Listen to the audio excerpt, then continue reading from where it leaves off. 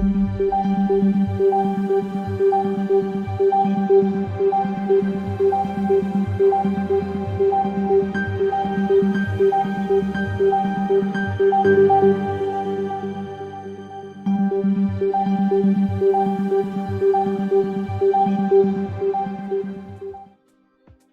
everybody, my name is Matt Fisher, you can call me Fish, and welcome along to the very first Retro Wednesdays. There's not the first stream that we've done, that was on Monday with our Poker Mondays stream. If this is your first one and you're not familiar with what this format is going to be, and if you missed the videos that I released at the end of last year and the beginning of this year, let me bring you up to speed of what you can expect. So basically, we are going to be releasing a lot more content this year because on, well, technically it was New Year's Eve, I left my full-time job to do a few different projects, but YouTube is going to be one of those major ones. And I'm going to be releasing a lot more of my long form videos, which obviously take a long time to make and they're very thorough, but there's also going to be some shorter videos, and to supplement all of that new content there is also going to be streaming, because A, it's nice content and I have a lot of things I want to share with you, but also it gives us an opportunity to hang out. Good evening to everyone who's in the chat. Hopefully today the stream is going to be a little bit healthier. I've made a few changes and I'm keeping an eye on things over there. I've made a few changes since Monday and it seems to have worked so far. So hopefully that means that I'll be able to interact a little bit more in real time with you, rather than there was kind of a delay and it was a little bit glitchy on Monday, but we're going to be learning from that. But as I say, these streams are just an opportunity for us to hang out really and indulge in some retro goodness. Retro Wednesdays is going to be about indulging things from the 80s and the 90s, the noughties, and pretty much anything we want really. It's not going to be sort of really in-depth content like my videos. It's just an opportunity for us to hang out. And today we are going back to 1994 and my childhood, and judging from some of the comments that I had when I first announced that I was going to do this stream, your childhood too, with an original Mighty Morphin Power Rangers sticker album. We're actually going to use this one. This is my one from when I was a kid, and it is complete. But first of all, this is the UK one, which is, in my opinion, the better one compared to the US one, because it has all of the merchandise on the back. I think I had that lunchbox. I'm pretty sure I did. But as I say, this is completely, well, complete. So we're not going to be using that one. What we are going to be using is this one. This is an American version, but it hasn't been opened yet. And I have a retail box, an unopened retail box of the original stickers. Hey Cody, from the Chicago. Oh cool, it's great to see, because I never actually, if you're in the chat, tell me where you're from, because I kind of want to know where everybody is, because I've chosen a time that I think, or I hope, works for people just about everywhere. I know there's people from the UK, there's people from, I believe, the Netherlands. Oh, cool. Ohio, NYC. So we've got quite a mix already. That's really cool to see. Argentina. And Hull. Very specific. Nice. So yeah, so as I was saying, we have not only a completely fresh Power Rangers sticker album, we have the retail box, and I'm determined to try and complete this album today. So we also have a box of, like, spares and things as well. So this is going to be a pretty chill stream really, because we're essentially opening packs of stickers, organizing them, being a bit OCD with numbers, and then going through trying to make the stickers very straight. So probably a lot of OCD in this stream, and possibly breaking some people's OCD if I get the stickers not straight. Paul, Kansas, how much did this cost? I actually have no idea. I got this... Okay, so with Retro Wednesdays, I have been collecting stuff specifically to do on stream for probably like 2 years. the majority of the studio at the moment is just packed full of stuff to do with videos, because obviously now I'm planning to release a lot more videos than I have done previously, and stuff to do on stream. This is the kind of thing that I wouldn't really know how to make a long form video on. This is kind of something that you can just people can drop in. It kind of it lends itself more to interacting with you, hanging out, and kind of also just having on in the background as well. People live in Kansas. I'm guessing that's a question for who was it said they're from Kansas? Oh, Jason. Okay. Yes. Where was I? Right. Yeah. So, US version of this album. First of all, actually, no, I'm not going to open that. I'm going to open the sticker album first because I want to know. I'm pretty sure, if I'm correct, this is the same as the UK one. It'll just have some different marketing stuff in it, and it's a little bit smaller, I think. And the one token pack. So I can already see the printing is nicer on the UK one, but I'm assuming all the stickers are going to be exactly the same. Yeah, it looks like it is. Cool. So the stream isn't going to be a complete failure by me getting the wrong stickers and the wrong album. But I guess, first of all, we don't need the album because we're going to be doing some organising and some opening.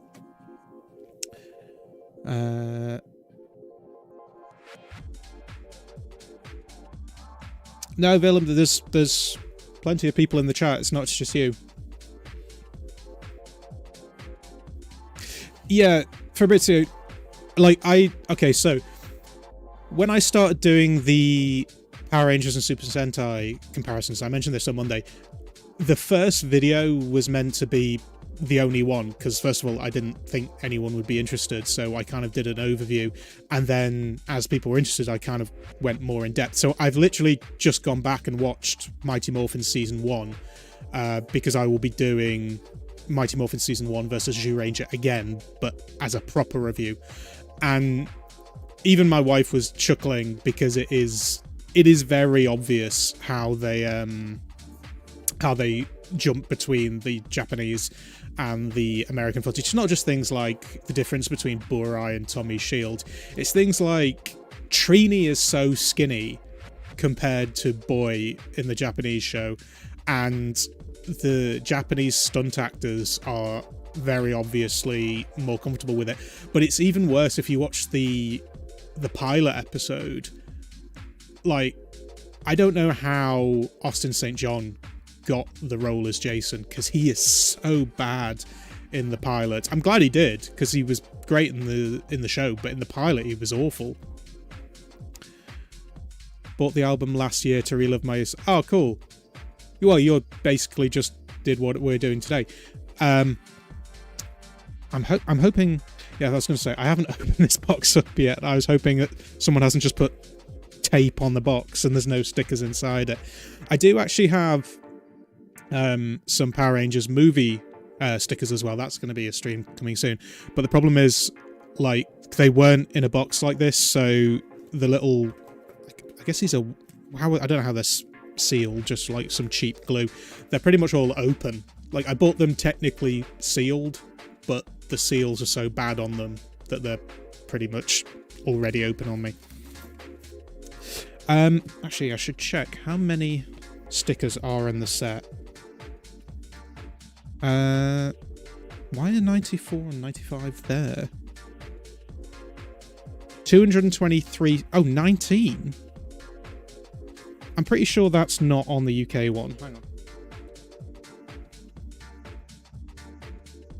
No, that's different. Where is 19 on this? Well, I don't know, because the sticker's already in place. Okay, that's a bit weird. But it's about 200 stickers, so basically that's what we're going to be grouping them into, all the way up to 220s. I agree that the original movie needs a remaster. I still think it's good, but obviously it is completely non-canon to the TV show. In fact, so not many people watch this video because it was one of my early videos.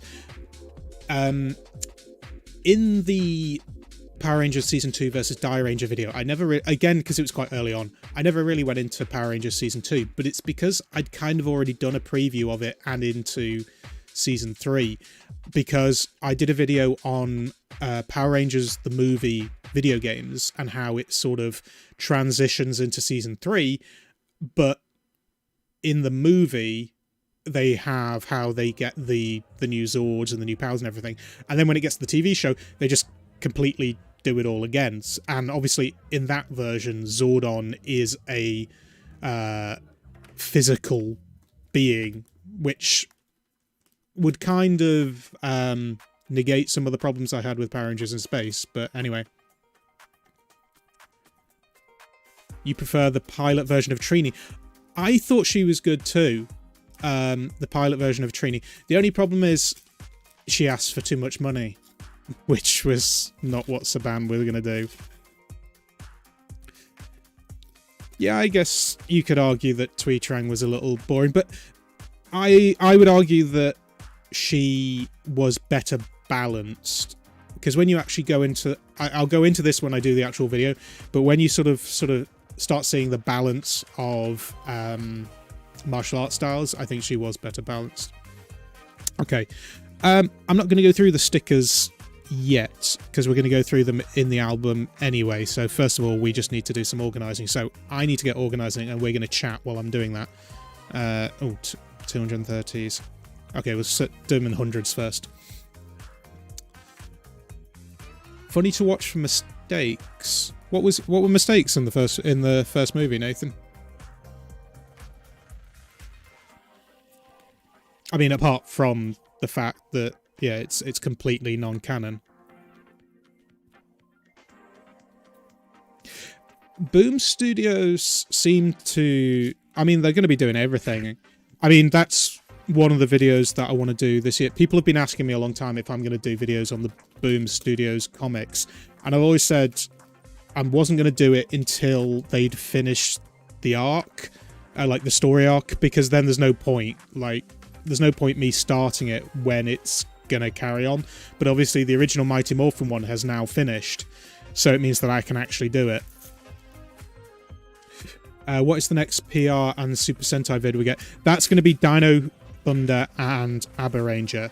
So I wrote that last year, but because of basically the pandemic, meaning that I had a lot more work to do at my job, that it never got filmed.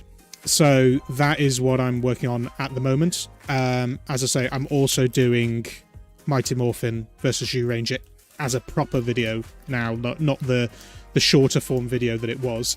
And then I want to start doing a little bit more in terms of the original Sentais, because I did Jetman. That was one of the first videos when I moved into this studio, but that didn't do that well as a video. But I still want to do them because I'm just interested. And from doing the Spider-Man video, obviously it showed how important like Kamen Rider was to the whole Sentai genre. So I want to do something to do with Kamen Rider. I don't really know where to start. I've been asking a few of you guys where to start, because ultimately, obviously, I want to do the Kamen Rider Black / RX, excuse me, versus Masked Rider, because obviously that crosses over into the Power Rangers universe. But I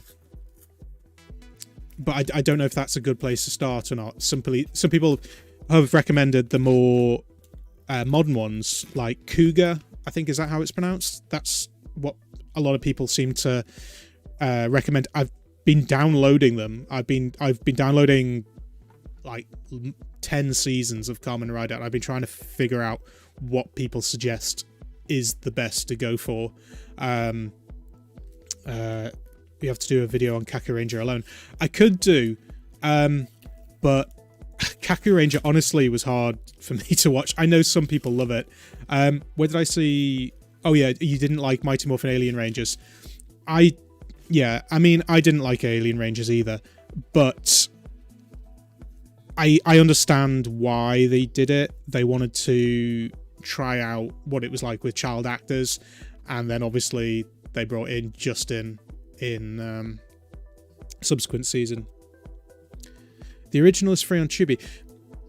As in, see, so Cougar is free on Tubi as well. Is Tubi US only, or is that UK? Because I've seen people talking about movies on Tubi as well, and people like doing independent movies on Tubi, but I haven't known how to get onto it. If you were to jump into Kamen Rider, I can't remember. How do you pronounce it? Triple O?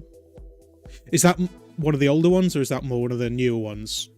Because that's the thing, I never really know where's the best place to start, whether it's in more retro or... Yeah, nobody really likes Alien Rangers.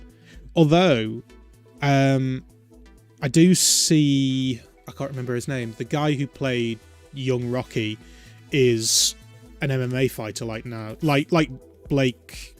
forgotten his surname. The guy who played Justin is also MMA. O's, okay. A newer one, like 2011, 2012. Okay. Like I say, also, I mean, I don't know if anyone's seen Black and Black RX. I'm getting mixed opinions on whether you need to have seen Black first, or whether it's separate enough that you don't need to. Because obviously I want to do Black RX versus Masked Rider, but I need to know whether you need to watch Black first, or whether it just helps understand.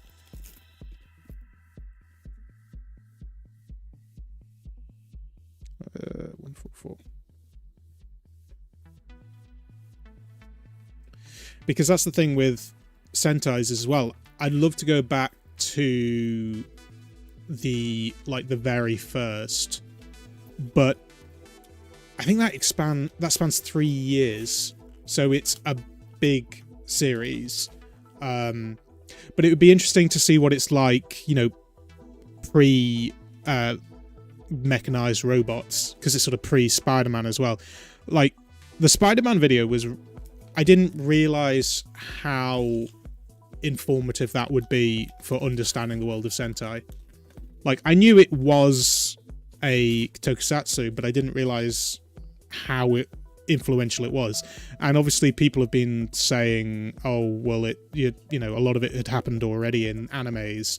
But obviously it was one of the first to do, well, actually it wasn't the first to do this whole transforming mechanized robot thing, non-animated. Black and Black RX are separate enough, but it's easier to understand it. Yeah, that's what I thought. So I don't know if it's worth doing like a separate video on Black or just watching it. Masked Rider was on YouTube a long time ago and they were VHS rips. Yeah, I can't remember where I got it from, but I've got the entire season of Masked Rider. It wasn't easy to find. In fact, there's quite a few... See, this is the thing. This is what I want to make videos on. It's where stuff that either we watched or is connected to stuff we watched in the 80s, 90s or early noughties has just sort of disappeared. I don't think Masked Rider is anywhere officially. You can't stream it. It's not available to buy digitally. It's not on DVD. It's not on Blu-ray, but I did manage to find it. And the hardest one to find is one that I want to do a video on soon, and that is Biker Mice from Mars. That was a cartoon that I watched loads in the 90s, and I had the toys of it, but it is nowhere to be found. I think there is a DVD, but I don't know if it's all seasons, and it's ridiculously expensive. Because that was the thing with Spider-Man as well. Spider-Man, there's an official DVD of that in Japan. I don't know if there's English subtitles for it, but it's like over $1,000. I don't know why. but yeah, it's not.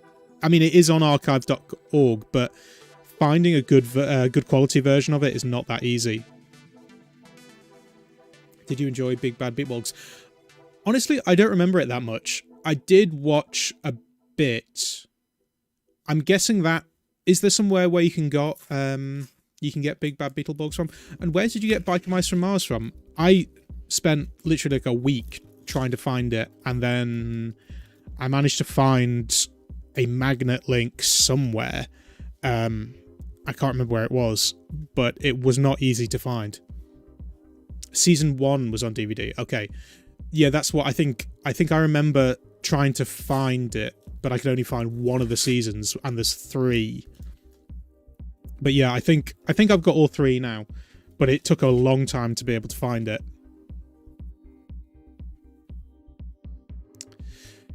Metal Hair's first... Sorry, I've got an echo in my so it's making my voice go a bit weird. Metal Heroes vs VR Troopers.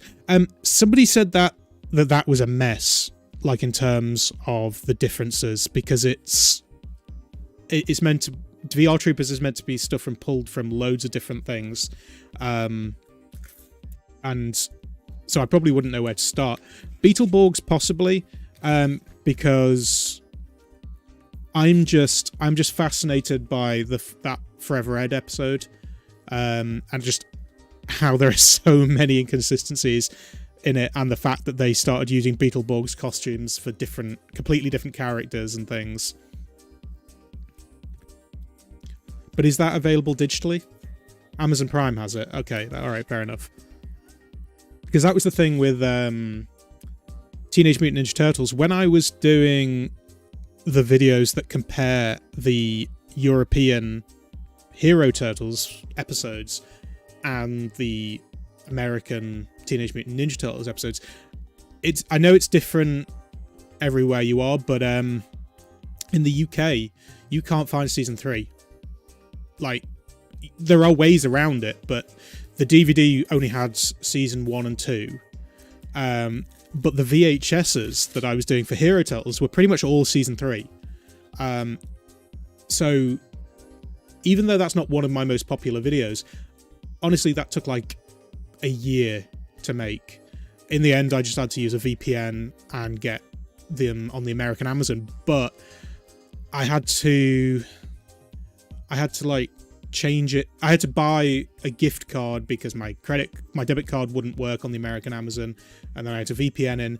And it's the same deal with okay, so when I'm do the Power Rangers Dino Thunder versus Abba Ranger video, there is a spin-off of sorts. It's like a crossover episode, but one of them is an Abba Ranger episode and one of them is an episode of something else, and it's animated, and you can't find that episode anywhere but Japan. You can't even search for it in like Latin text. You can only search for it in Japanese, which is a bit difficult when you don't speak Japanese. So I had to VPN and then somehow figure out a way of buying it in Japan with a UK card, and then I had to, and there's no way of downloading it. So I had to like capture it and then pay for a translator, basically, in order to be able to do the video. So that's... I'll go into more detail on it when I actually do the video. It's already scripted. I just need to go through it and sort of edit it, and that will be filming pretty soon. And then it's going to be the longest one ever, so it's probably going to be released in 2 parts. The first part I hope to get out by the end of February. But then I also have some shorter videos. I have the streams, obviously, and then I have something exclusive for the Patreon backers. If you're part of the Patreon Batcave, which I know a couple of you in the chat are, there's going to be something exclusive coming for you soon as well. Not something that anybody who's not a backer will particularly miss out on, but something, yeah. I won't reveal too much. I'll tell you soon. Season 2 and 3 on Biker Mice is on YouTube. Oh, is it? I couldn't find it. I spent ages looking for it. And besides, even if I did find it, I'd have to download them all in order to be able to make the videos. But I haven't started watching those yet. That is one that's probably going to take a while to script.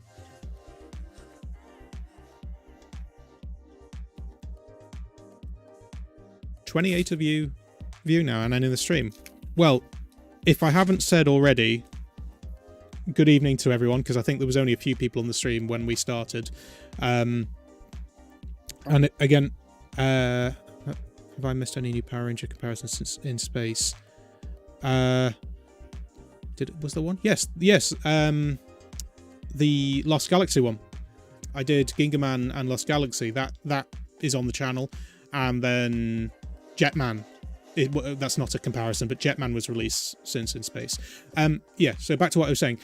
If you have joined sort of since the first 10 minutes or so, I'm interested to know where everybody is from, because obviously here in the UK, this is about 7:30 in the evening. There's a few of you in Europe, a few of you in America. I'm trying to find a time slot that works for everybody. So if you haven't put it in the chat yet, I'd love to know where you're from. From down under. What time is it over there? Well, obviously, it depends on what side of Australia you are. Big Bad Beetleborgs, you think, influenced Power Rangers Turbo? Possibly. The whole Kid Ranger thing, obviously, yeah, like we were saying about Alien Rangers, but I think that's a whole thing that Saban was trying to do. It's trying to, take it away from teenagers and make it more kids, to make it more relatable. But I think kids relate to the teenage characters, even though they're actually in their 20s. Oh, I'm messing this up. 5:30 AM. Wow. I like the dedication. I've tried to find Beetleborgs on Prime, but it said it's unplayable in the UK. Yeah, if it's on the US one, you can try and VPN into the American one, but again, if you have to pay for it, then you're out of luck. You need like a gift card or something.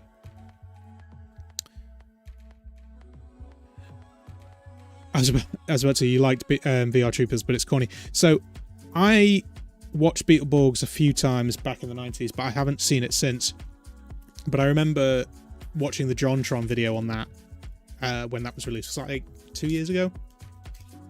And it's cheesier than I remembered. But it's probably one that I would like to do, but I don't know if I could.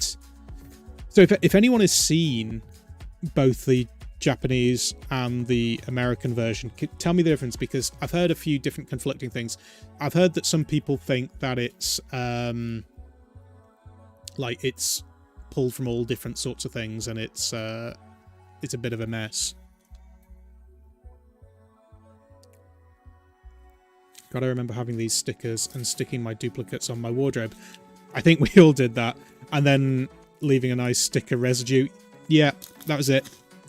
I remember putting these stickers pretty much like everywhere. Like all over lunchboxes when the original stickers start to peel off. On like my homework desk. I had a homework desk in my room. One of those old school ones which you pull up. And that was just covered in stickers, which meant that every time I was writing on something, it would, like, the sticker or the residue underneath would ruin it. So excited for the Dino Thunder Amber Ranger video. Dino Thunder was my first Power Ranger season. Oh, cool.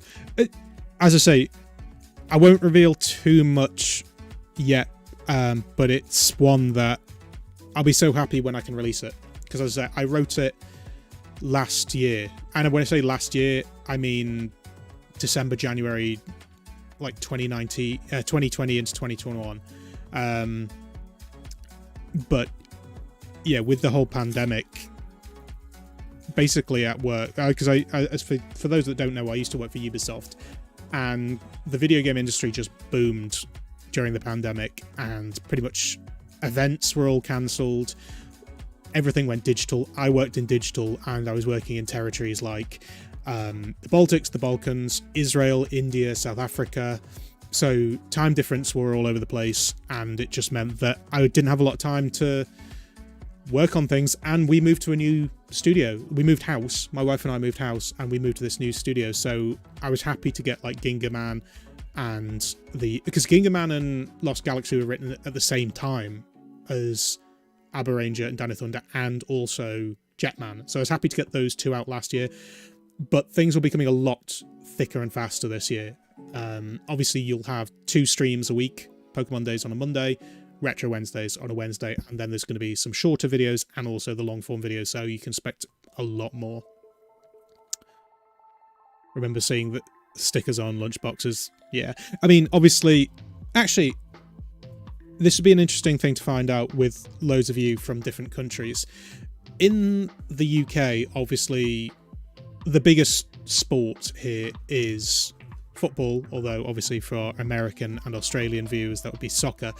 And football stickers here, I don't know if they still are, but they were huge in the 90s. And it would be the thing where you take them all into school and you'd be going through like got, need, got, and you'd be swapping them all over the way, and to the point where they'd be banned in schools. Is there an equivalent for that in other countries where, obviously we're saying that, stickers like this, like Power Rangers stickers, end up, all on school textbooks and in lunchboxes and things, but is there an equivalent for like other stuff? Football stickers in particular were always huge here. Pokemon cards, yeah, sure. More about in the cards in the UK now. Yeah, it is. I mean, I don't keep up with it massively other than Pokemon cards. Actually, I should mention, so obviously there's a few more in this stream than there were on Mondays. Every Monday we're going to be doing, at the same time, another stream called Pokemon Mondays. It's not just going to be Pokemon cards. We're going to be doing all sorts of things Pokemon. We're going to be looking at some of the homegrown hacks, like rather than the mainstream games, some of the more forgotten games, but also we open 50 packs of cards on Monday. I've got about another 1,200 to go, and enough to last the whole year pretty much. By the way, for those of you that were here on Monday, I noticed a few of you in the chat are. Hopefully things will be a little bit clearer for you in the next one, because this camera up here, the camera that's looking down on the cards, I've changed it to be a little bit more zoomed in, because I watched the stream back a little bit and noticed that you couldn't really see too much of the cards. So we're going to make sure that's a little bit clearer for you in the next ones. I'm the only retro game collector in my region. That's in some ways a badge of honor, but I can understand how that can be frustrating, because like I said in I'm trying to remember if it was my New Year's video, as in like the one just before New Year's or just after, there's nobody really around me that's into this kind of thing. Nobody into Power Rangers, nobody into Pokemon, nobody into retro video games. None of my family are particularly. So that's why I want to do these streams a little bit more, because I imagine there's a few of us that are, the only ones that are interested in these kind of things in their region or their town or whatever it is. So if we can't get together physically, rather than just making videos, we can also make a place where we can all get together digitally. Oh, just 1,200 then, yeah. Well, maybe about 1,150. There's 19 streams worth of Pokemon cards, so we've got plenty to get through. Currently working my way through Sentai. Watched 21 of 45 so far. As in, you've watched 21 Sentais? That's impressive. How long did that take you? Sorry, I'm catching up a little bit on the chat. Originally from the Netherlands, where we had Flippos, basically pugs. I guessed you were from the Netherlands. Am I pronouncing your name right, Willem? My wife's Dutch, so she'll tell me off. She's on my chat, on private chat over here, and so she'll tell me off if I've pronounced it wrong.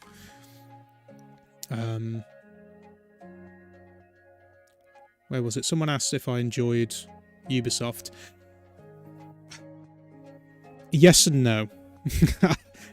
I don't know how much I can go into, but basically I worked in what they called the export department, which was they didn't know what to call it. It was the territories that were emerging. So Baltics, Balkans, Israel, India, South Africa, and then, well, actually most of Africa.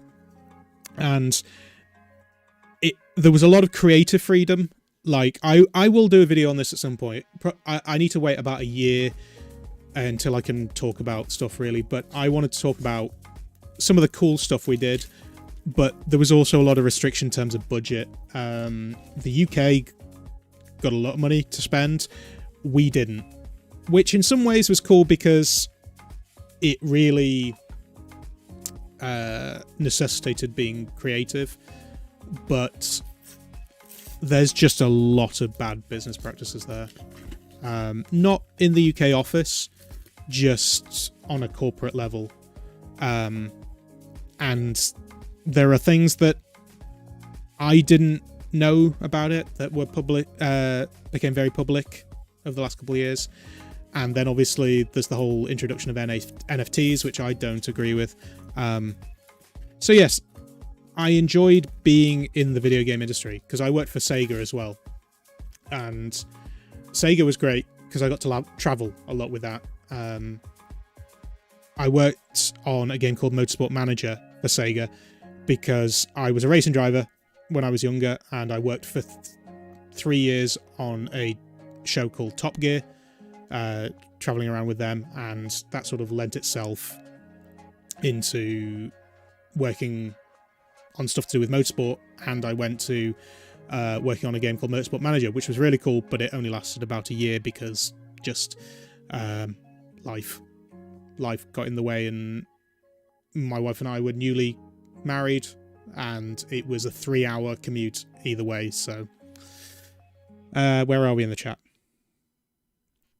Will you be adding donations to your streams if people want to donate? I believe they're already on, aren't they, James? Somebody donated in the last stream. Hang on, let me just see. Yeah, they're on. You should be able to see it next to the emojis on the chat. That should be there. Tell me if it's not, but I seem to be able to see it. There's so many of you recommending Sentais, which is great because I'm looking forward to getting into them a little bit more. Not the easiest to get hold of over here. I know a lot of them are on Shout Factory, but they're not always available in the UK. There are ways around that with VPNs, but generally I have to find a different way around it. New Pokemon game is out, by the way. Yeah, it arrived the other day. Someone sent it to me, Arceus Legend. I haven't opened it yet. I've heard that it's a very cool concept, but maybe not the best polish. If you've played it yet, let me know. Close enough on Villain. Okay, well, I'll take that. Just finished it yesterday. Sorry, Alex. What did you finish? Oh, Die Ranger. Yeah, Die Ranger is a lot of people's favourites. I wasn't that into it. I mean, there were certain parts of it that I really liked. I love the Zords. I like, obviously, the White Ranger or King Ranger. I don't like the kid who is the King Ranger. But yeah, it's okay. It's not one of my favourites, though. Definitely not one of my favourites. Oh, hang on. Chat keeps refreshing, so most people in your area like modern games like Smash Brothers or whatever is popular. Well, yeah, I mean, that's the thing. Where we used to live, obviously we've only been living in our current home for a little while. In our previous home, you know, the neighbour kids would sometimes come around to, I want to say the studio, but it's not the studio, it was our spare bedroom. Which, by the way, I'm going to do a video on at some point, sort of explaining where we were when this channel started and where we are now. Generally, they all played Fortnite, a little bit of Overwatch, which is fine. I'm not into Fortnite. I love Overwatch, though. But I'm glad now that I'm out of the video game industry, I can start doing a little bit more with gaming, because that's what this channel was originally, and then the whole Power Rangers thing kind of turned it into a more retro channel, which is even better. But I'd love to be able to do some more gaming stuff, and we are going to be doing it, and we're going to be doing it on stream as well. That's great about the flexibility of the streams. We can do just about anything. Hello from Belgium. And I love the fact that this is such sort of a geographically diverse stream. Where are we? Jetman is on YouTube, is it now? Is that on an official account? Otherwise it won't be for long. Whoa, I love Top Gear. Well, a lot of people did, and I was there for 3 years. I did the live shows, you know, touring around the world, doing the live shows and the festivals. But obviously, that all ended when Top Gear ended. Well, actually, no, that's not true. We did a few just under the name of Clarkson and May Live, because we were contracted to do them, and we had to change the name, we had to change the branding and everything, and we couldn't use the Stig anymore, and it was a bit of a mess. But obviously everyone knew the end was going to come eventually. We just didn't know it was going to come as quickly as it did. Die Ranger's a favourite of mine. Yeah, I'm sure I hear that a lot. Hugh Ranger is my favourite. Okay. Go-Go 5 is my favourite. Okay. Go-Go 5, obviously I haven't seen Go-Go 5 yet, but in the Ginkgo Man video I did the crossover. Go-Go 5 looks dark. I mean, it looks crazy. Die Ranger having Chinese mythos was kind of neat. Yeah, I mean, that's one of the things that, like, I didn't question it when I was a kid, but looking back at it now, it is a bit weird when it's then shoehorned into the whole dinosaur thing. But I still think it worked okay. Maybe should do Dino Charge versus... I'll be honest, all the dinosaur ones, because I'm a kid of the 90s, and if you're a kid of the 90s, you were surrounded by dinosaurs. That's, you know, dinosaurs were big in the 90s, so any of the dinosaur-based series I'm up for. Because what is that the new one? Dino Charge? Was that the new one?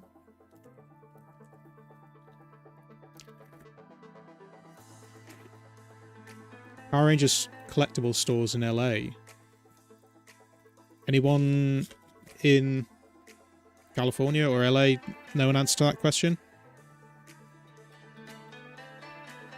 I'm a little bit far from there to know. I'd love to be able to do, at some point on this channel, a video where we go to, well, not necessarily just one place, but if we go to Japan and we'd be able to just walk around. Because I don't really do vlogs on this channel, but I would consider doing a travel vlog. Dino Charge was 2015. What was the new one called then? There was a new one that was dinosaur based, wasn't it? And I've forgotten the name of it because I haven't seen it yet. And also, if anyone knows if it's any good. Dino Fury. Right, okay. Is it any good? Because I struggle with some of the more modern ones because they look so toy-like. I know that's kind of the point. But at least with some of the older ones, without sort of CG and with some of the props, they at least looked a little bit.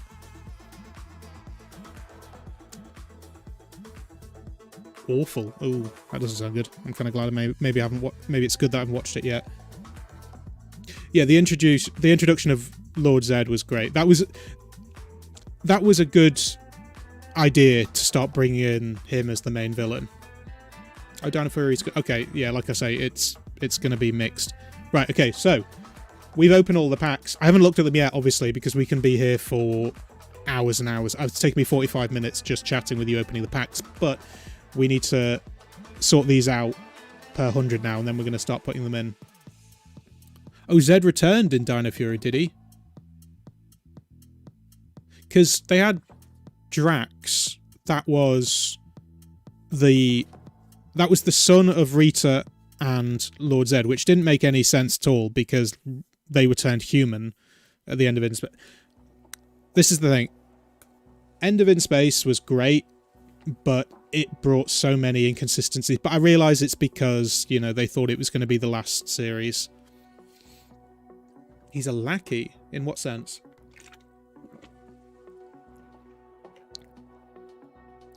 Toys were awful for Dino Fury. Do you mean the toys were awful, or the fact that everything in the show looked like toys? Because that's what I struggle with. That's the one thing. Again, I'm not going to go into too much detail about Dino Thunder because that video is coming up. But even though I did like the season, again, I'm trying not to say too much. That was one of the things I struggled with. Is a lot of the props looked like toys. Like if you had the toy, it would basically, which I get for a kid is cool, because it wasn't until like the Legacy collection came out that we started to get the more cooler props. The end game of Power Rangers, as in, is it are you talking about the end of In Space, or is this something that happens in Dino Fury? Oh, the actual toys are bad. Okay. Because obviously we're in the weird situation of having better MMPR toys now than we ever did when we were younger, but I guess that's the power of nostalgia, isn't it? Which is why we're all here. We're all here for nostalgia. That's why I'm opening... How old are these stickers now? Is it 28 years old? 1994. Yeah, 28-year-old packs of stickers. I tell you what, they look good for 28 years old. Where am I? 26. When you say you're waiting for the White Ranger one, is that from the Lightning collection? Is there a new one coming? Because I know they've started to release like Boom comic versions of them as well, isn't it? Like you can get Dracon in that sort of series.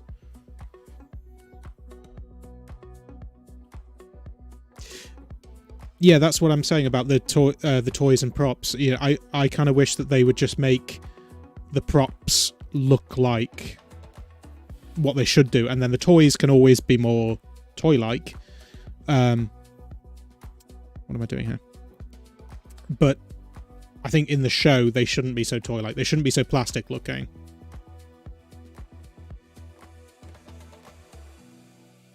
And I have to say, like, going back and watching...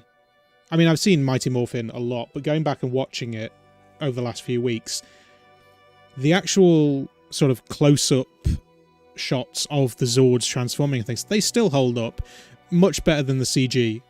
Much better than CG ever did. Turbo collectibles. Was Turbo... Was that popular enough?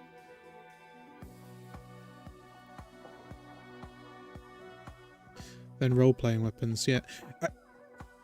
I don't know how much of it is obviously led by the original Japanese toys. Obviously, one thing I learned when I was doing the Jetman video is that the Power Rangers toys that I had originally were the smaller action figures, the ones that I showed in my Christmas video.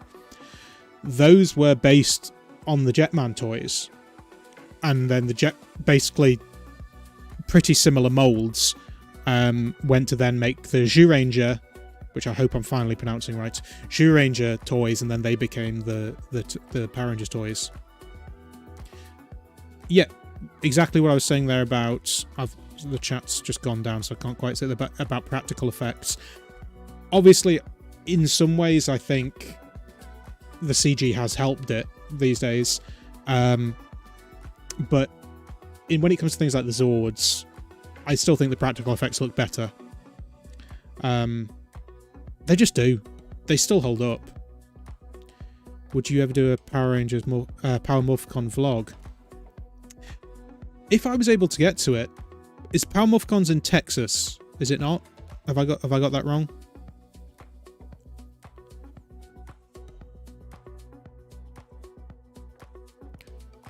Turbo was an awful series. Well, that's the prevailing opinion. No, I'm not against CGI. I just think that, you know, the shots from sort of low down and things, they just seem to look better. You have all 28 episodes of 2006 Biker Mice from Mars, not the original 53 episodes from season 1 of Beetlebugs. Ah, okay, well, I might message you afterwards, Willem. I'll have to check what I have. Because as I say, I managed to find some, but I don't know if I've found them all. So I'll let you know afterwards. Well, you're in the Batcave on Patreon, aren't you? So we can send it on there. I'm putting these all in the wrong order now, aren't I? Top 3, In Space, Lost Galaxy, and MMPR. Yeah, I think a lot of people watched my Lost Galaxy Ginkgo Man video and thought I hated Lost Galaxy. I didn't. I thought there was a lot of cool concepts in there, but they just... It's all over the place, the story writing. It's just... Pasadena. Is that in California?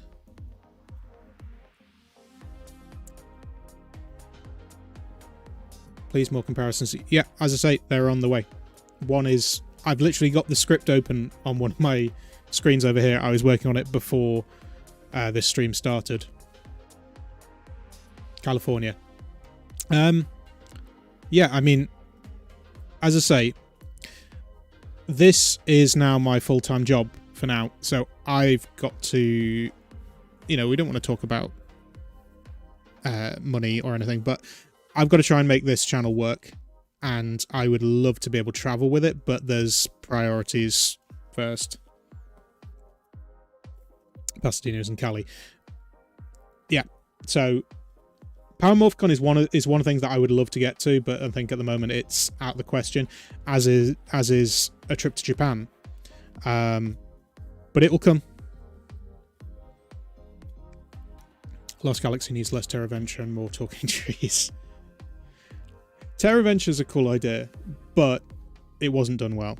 And like I say, the episodes where it's more like Aliens and Starship Troopers, they were awesome.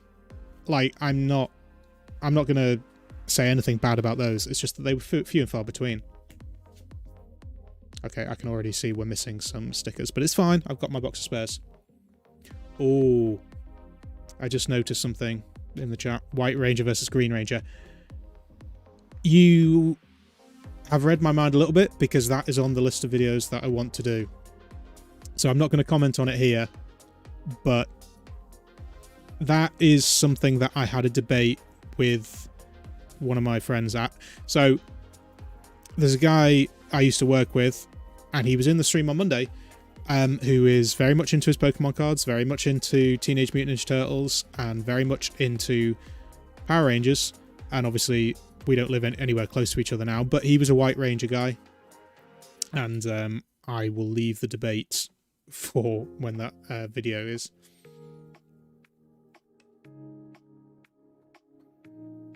Oh, that's in the wrong one there. 16. Dino Megazord versus Thunder Megazord versus Ninja Megazord. Opinions? I mean, as I say, I'm a sucker for dinosaurs, so I think you already know my answer to that, but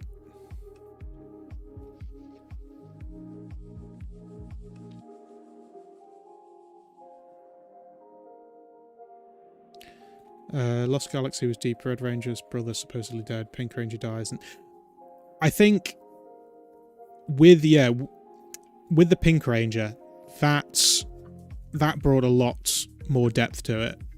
Obviously, that wasn't the original plan, but yeah, it certainly brought a lot more depth to it. And I like the fact that they brought her back. They brought Valerie Venom at the end, and also they continued to credit her, so she could still get paid while she was going through the treatment. I didn't watch Lost Galaxy when I was a kid, so I didn't know that, but it was a nice thing to learn when you find out you know, the whole thing about people being let go because they've asked for too much money, and Saban not always being the best to work with, and so on. The fact that they did that, and also what happened to David Yost. That is one thing that I'd like to do. You know, I've spoken a little bit to David because he did the intros on some of the videos, and I would love to do a sit-down interview with him at some point, because obviously, first of all, the way he left the show was not ideal, and the way they dealt with it on the actual show in terms of storylines, he has gone back and forth on whether it was a good thing to do or not. But there's a good story there, and it also leads into something that I've been working on for a while, and I'm waiting on a prop in order to be able to make that video. But I would love to be able to interview him. She's really healthy too now. Good, because I didn't know how Valerie Vernon was now. So that's great that she did. Because when they did was it Super Mega Force? When they did the comeback of all those Rangers, it wasn't her as the Pink Ranger, was it? It was her own. It wasn't. I've forgotten Valerie Verno's character. What was her character called?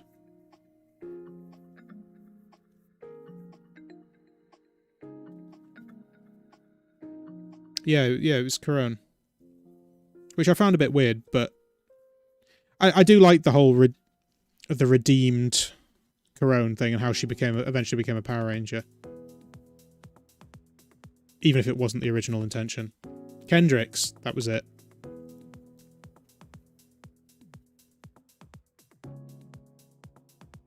I've heard Super Mega Force was lame, but I don't know why, because I haven't seen it. I've seen bits, because I've been obviously trying to figure out whether or not I can do the comparison video, but I didn't know if you'd needed to see Megaforce before Super Megaforce, or whether it's, you know, separate enough that you don't need to.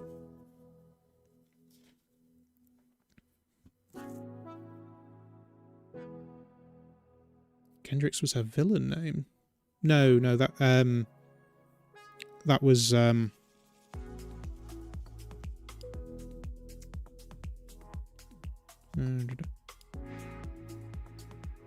technically it's separate enough. So it sounds a little bit like, okay, it sounds a little bit like with Kamen Rider Black and RX.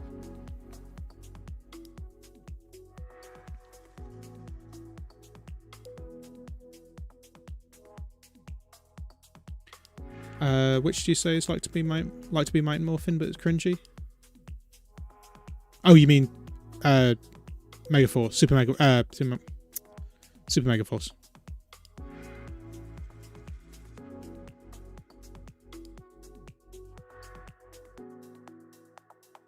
Yeah, I'd love to find out more about the Billy situation. That is an interview I'd like to do. I've watched interviews with him,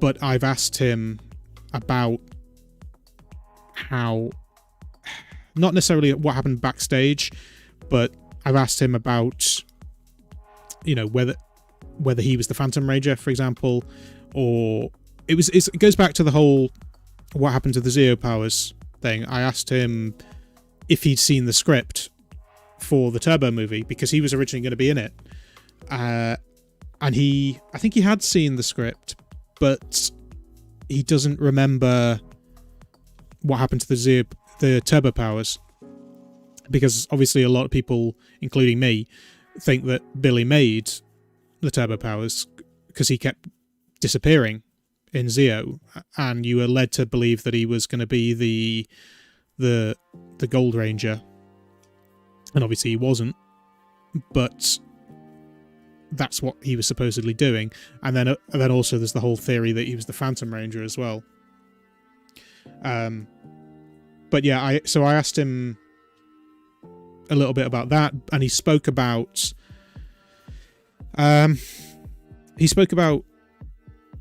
Billy's whole thing of, you know, going off to leave the planet to go to Aquitar, and he seemed to be a bit more positive about it than he was in previous interviews that I'd heard. Because obviously, you know, he was being teased, I say teased, he's being bullied backstage for being gay, but Billy's character wasn't gay. The character of Billy wasn't gay. It was David Yost.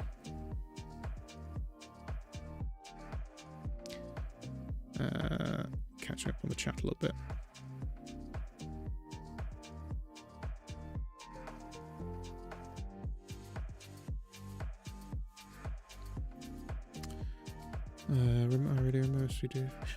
I haven't watched SPD yet.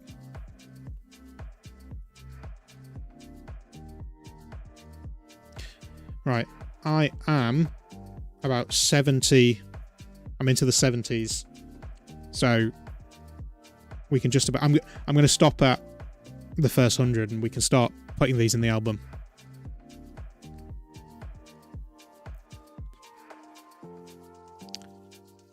Personally, I liked SPD. I watched it as a kid and as an adult.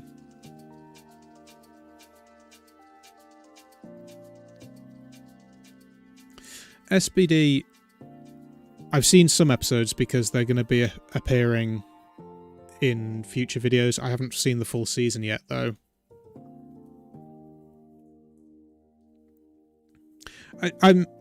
If anyone has seen like the Japanese and the American comparisons, I'm always interested which ones are similar to the American one and which ones are completely different. Because when I did the Ginkgo Man Lost Galaxy video, obviously they're very different, but in a lot of ways they're very similar too. And it was quite strange to watch, whereby you've got these two shows that are completely different concepts, and yet they actually have quite a lot in similar in common with each other. Never understood how the dog got his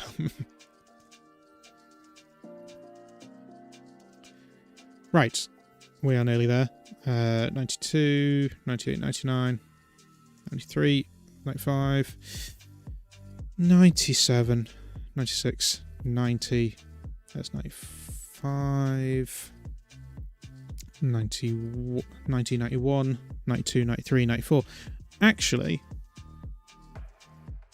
I might not need many from my spares. Right.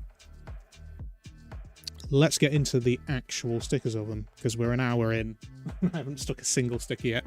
So, we have our nice, fresh sticker album.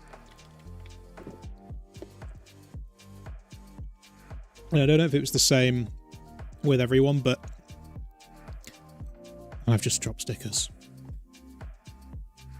Oh. Okay, that's fine. It's number 2. Shinies are always worth more. Rule of the playground. If you're swapping, shinies are always worth more. And obviously that's number 1, the logo.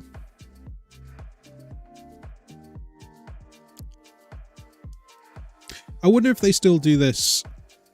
Actually, no, they do still do this, don't they? But it's all online these days. Obviously, this is 94, so it's not pre-internet, but it's pre.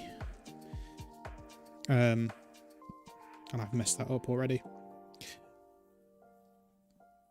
Oh, that's awful, isn't it? I've messed the first sticker up. Well, we're off to a good start. Sorry you're late. No worries, mate. That's the whole point of this. It's meant to be just us hanging out. And to be fair, you're here for the first sticker going in, and I've messed it up already.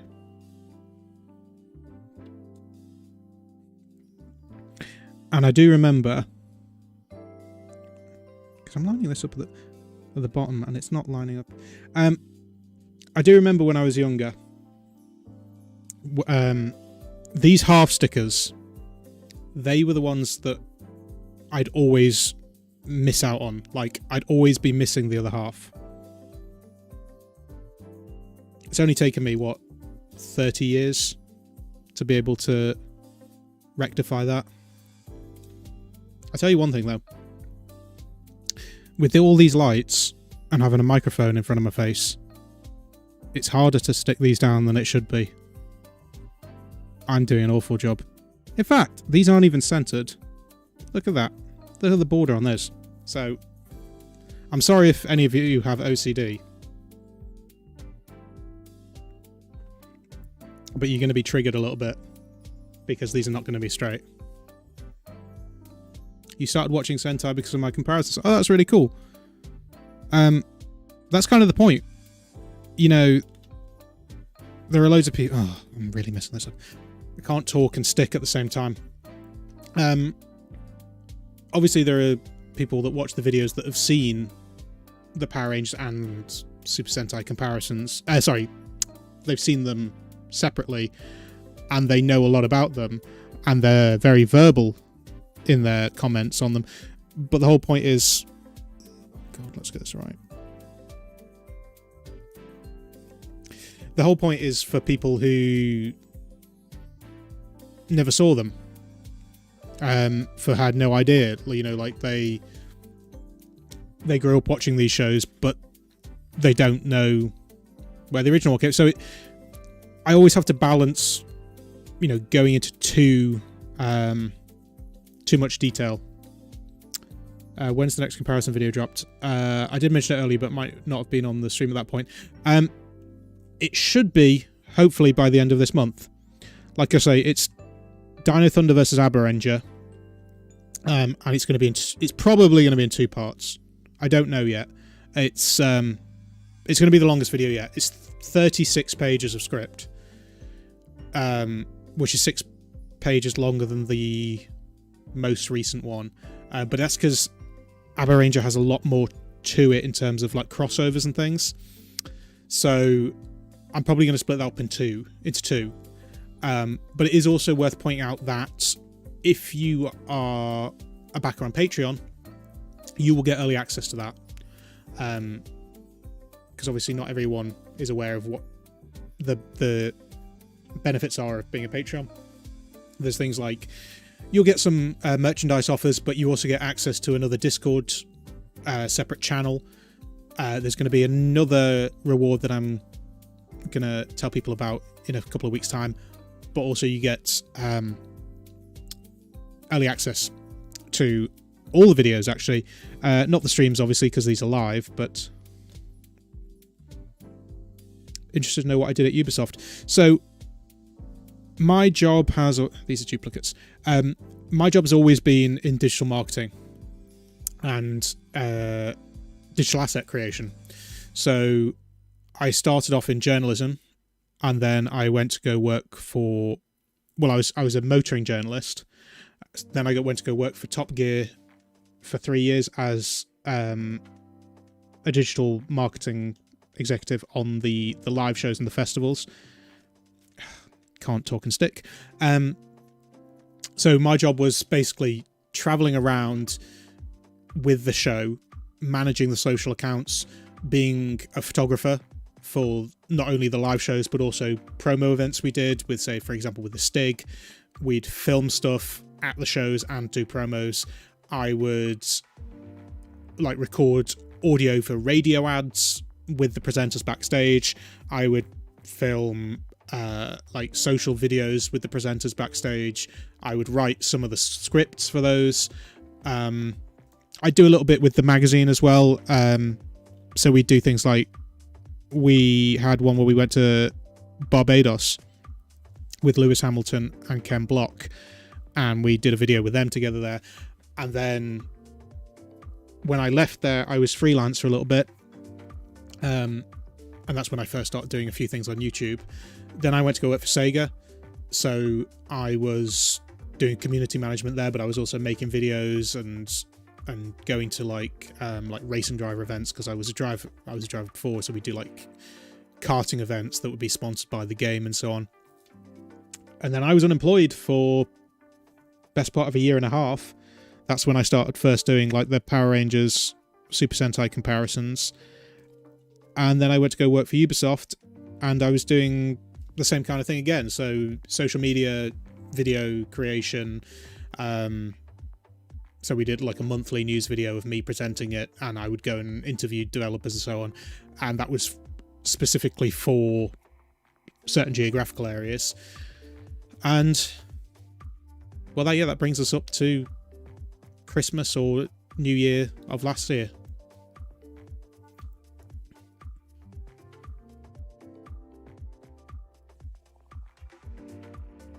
Networking.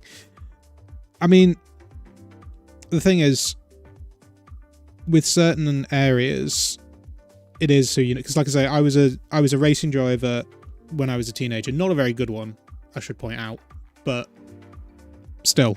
So I worked a little bit in Formula One as well, and that's where sort of that sort of helped me in motoring journalism, and that helped me get the thing at Top Gear. And then that meant that, you know, we'd work with some Formula One teams when we were at Top Gear and so on. And then obviously that helped me get into the video game industry, because Sega weren't just looking for a community manager, they were specifically looking for someone who had motoring experience. The anger of half stickers.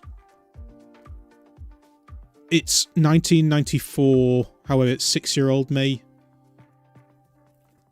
The anger is all coming back.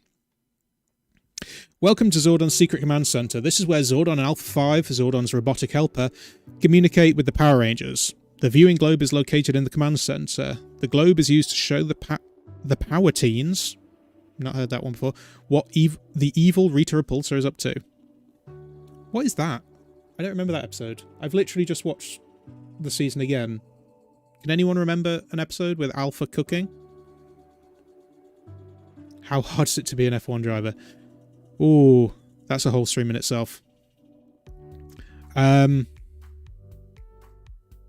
mean, I never raced in it, obviously. I was a lower formula driver, and I was a test and development driver for certain people, and then I went and did I ended up obviously going into the marketing side of it.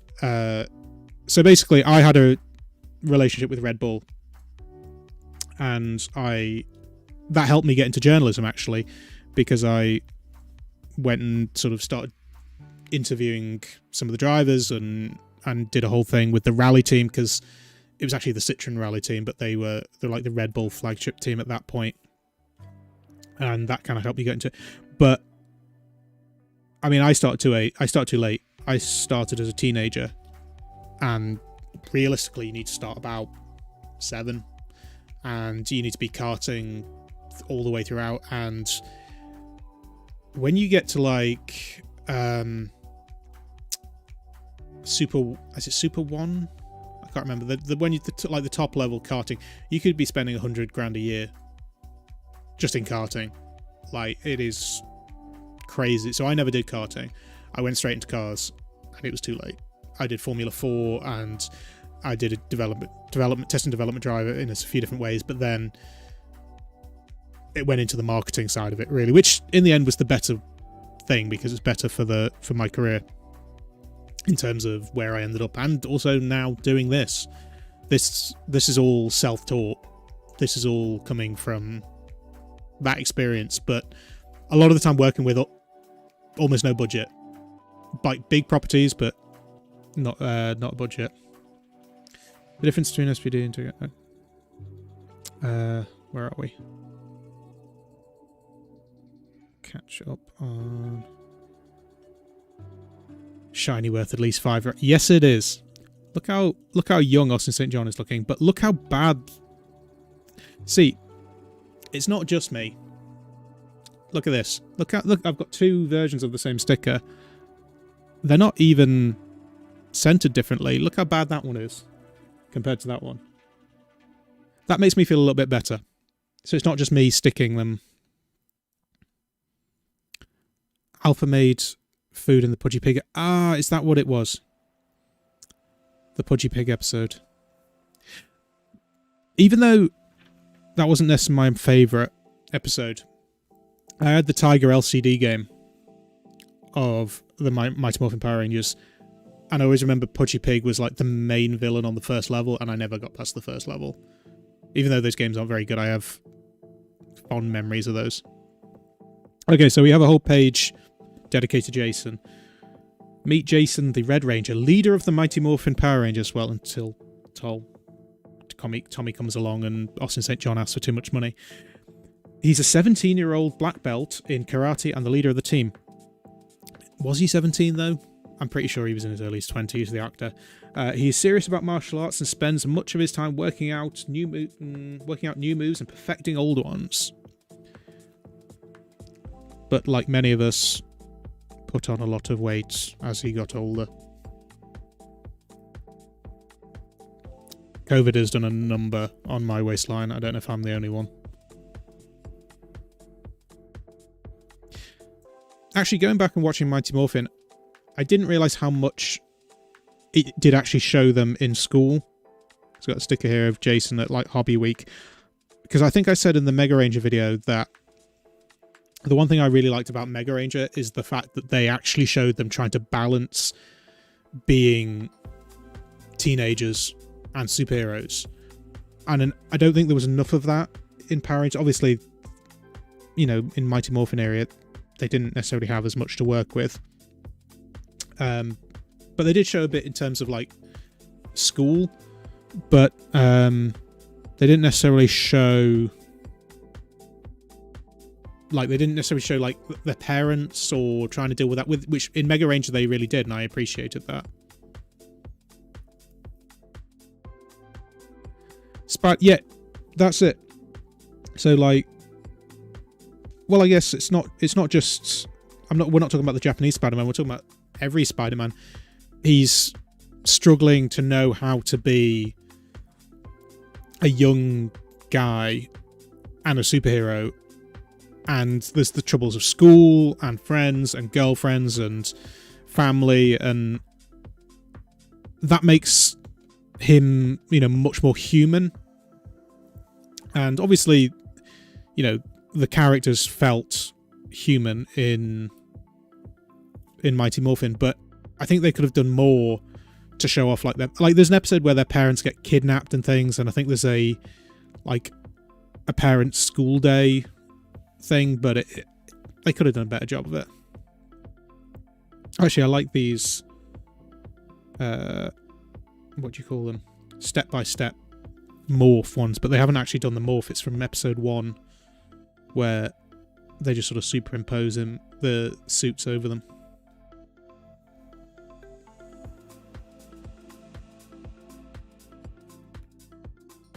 And we've got another half sticker, which I'm going to mess up, but still. I mean, I think, actually, that's a question for a few of you in there. What do you think is the favourite suits? Now, obviously, you know, for some people, if we get into the whole White Ranger versus Green Ranger thing, which we're not going to in this stream, as I say, I'm a sucker for dinosaurs, so Season 1 Zhu Ranger is still my favourite suits, and then probably In Space / Mega Ranger, but Japanese Spidey is my favourite Spidey, but then Toei's live-action Sailor Moon is my favourite version of that. So I'll be honest, I've never seen Sailor Moon, which is one thing I regret from the Turbo versus Car Ranger video.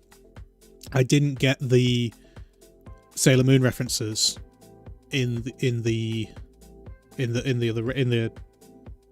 what wasn't the 6th Ranger, actually. This sticker, okay, this is the one that throughout the entirety of 1994, I don't think I had that half. So I had Jason's legs, but I never got that. I never got that one. But we can rectify it now. Only 2 of the Zhu Rangers are dinosaurs. That is true. They call them Dinozords, but they're not actually all dinosaurs. Dinosaurs, even.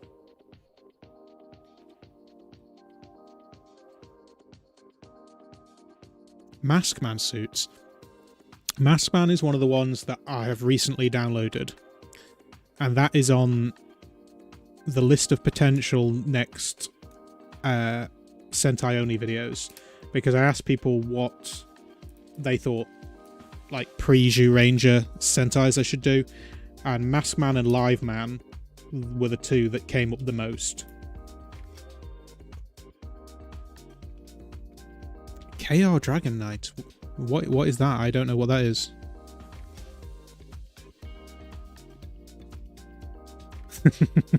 Yeah, I'm sorry. Trying to get stickers straight with studio lights and a microphone in front of my face is nigh on impossible, especially when these boxes aren't exactly the right size. Oh, Kamen Rider Dragon. Like I was saying earlier, I've not seen any Kamen Rider at all, and Kamen Rider is something that I'm going to have to get into because it's important for understanding these things. It was an American adaptation of Kamen Rider. Oh, okay. Is that the one... Oh, early 2000s. Oh, no, it won't be. Because I know there was... Hang on, am I remembering this correctly? I remember when I was looking into it a little bit, there was something on... was it Sega CD? They did... It wasn't a game. I think it might be like an interactive version of an episode.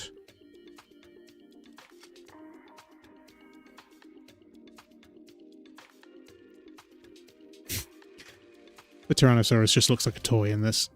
It doesn't look like a toy in the show, but that sticker, I don't know if that's coming through on camera.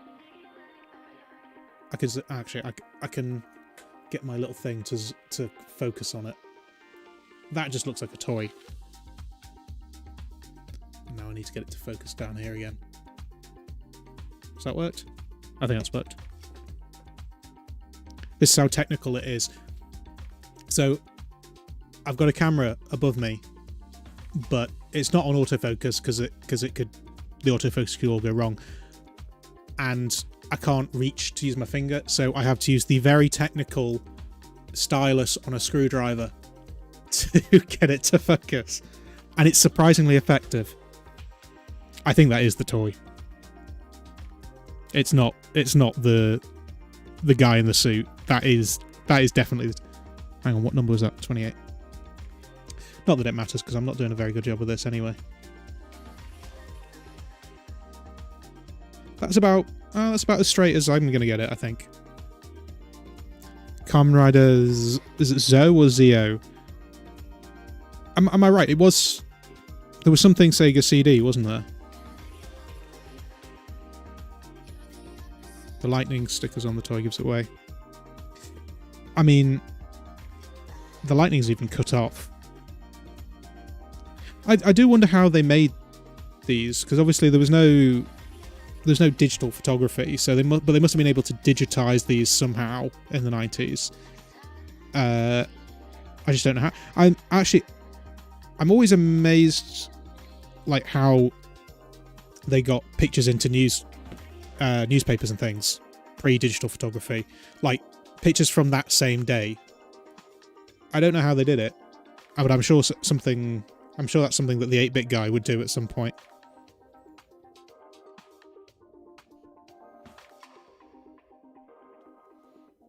Because presumably... Oh, that's awful. Presumably these are done from negatives in some way. I do think, though, the Morpher from... Hang on, I need to get my... The Morpher from Mighty Morphin is still the best one. But... hang on, refocus. One thing I did notice, I haven't got into Zhu Ranger yet. As I say, I'm rewriting that script, so I'm watching the whole thing from scratch. The Morphers in Zhu Ranger are definitely medals that they use. They're quite thin coins. The Morphers that they use on Power Rangers are definitely the toy. but obviously the toy says Mighty Morphin Power Rangers and the actual things on the show just say Power Rangers.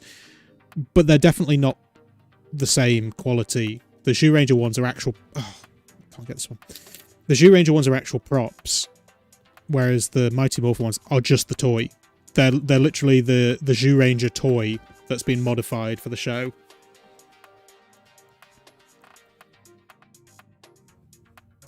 Camrazio.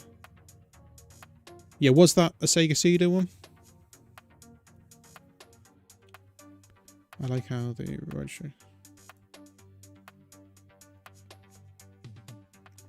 I think a lot of people had this stuck album. Sorry. I'm getting an echo in my microphone, so I sometimes mess up while I'm talking. I think a lot of people had this sticker album because, as I say, it's the same one that was used pretty much everywhere.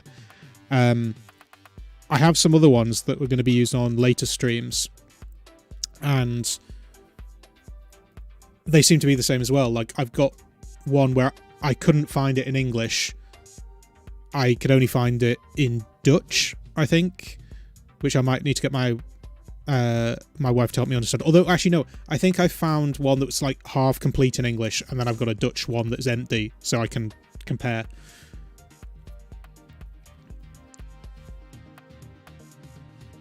Z-O or Z-O? I don't know. I don't know much about Kamen Rider. I need to know more. I think they use the Japanese toys more for props most of the time. Yeah, that's what it looks like.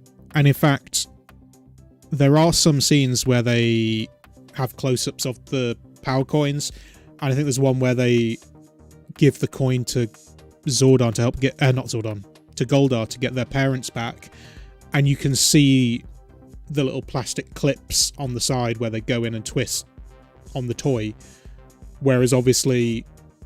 in the Zyuranger, it's they're metal coins, they're metal medallions. So I don't quite know how the props on Zyuranger worked, but it's not the same as the Legacy Morpher is fantastic.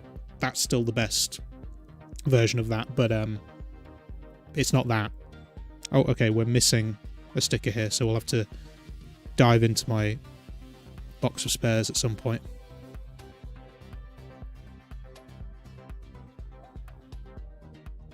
Which I'm assuming this is Jason staring down Goldar.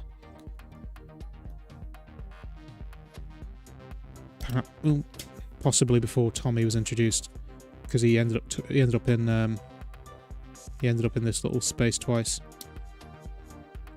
In fact, there are some close-ups of the Morpher in season 1. I haven't done a job. Where I'm trying to see. Yeah, so. It's not a very good version of it, but like when you see the Japanese footage, or actually, if I go back to the page, you can see that the sort of lightning around the coin is black, and you can probably just about see it. Maybe if I zoom in on this. On the American one, it's silver, where they've like pulled this. I don't think I can get if I get closer even more. They've pulled the stickers off from the Japanese toy. I don't know if that's any closer, and it's not going to be able to focus. Focus. There we go. Kimberly. A lot of guys my age first crush. For me, and most of my friends, it was Kimberly and Jet from Gladiators, which is a reference that only those in the UK may get. I don't know if Jet was ever on the American Gladiators at all, but yeah, Jet and Kimberly from Power Rangers was definitely like a moment where we realised something specific about ourselves.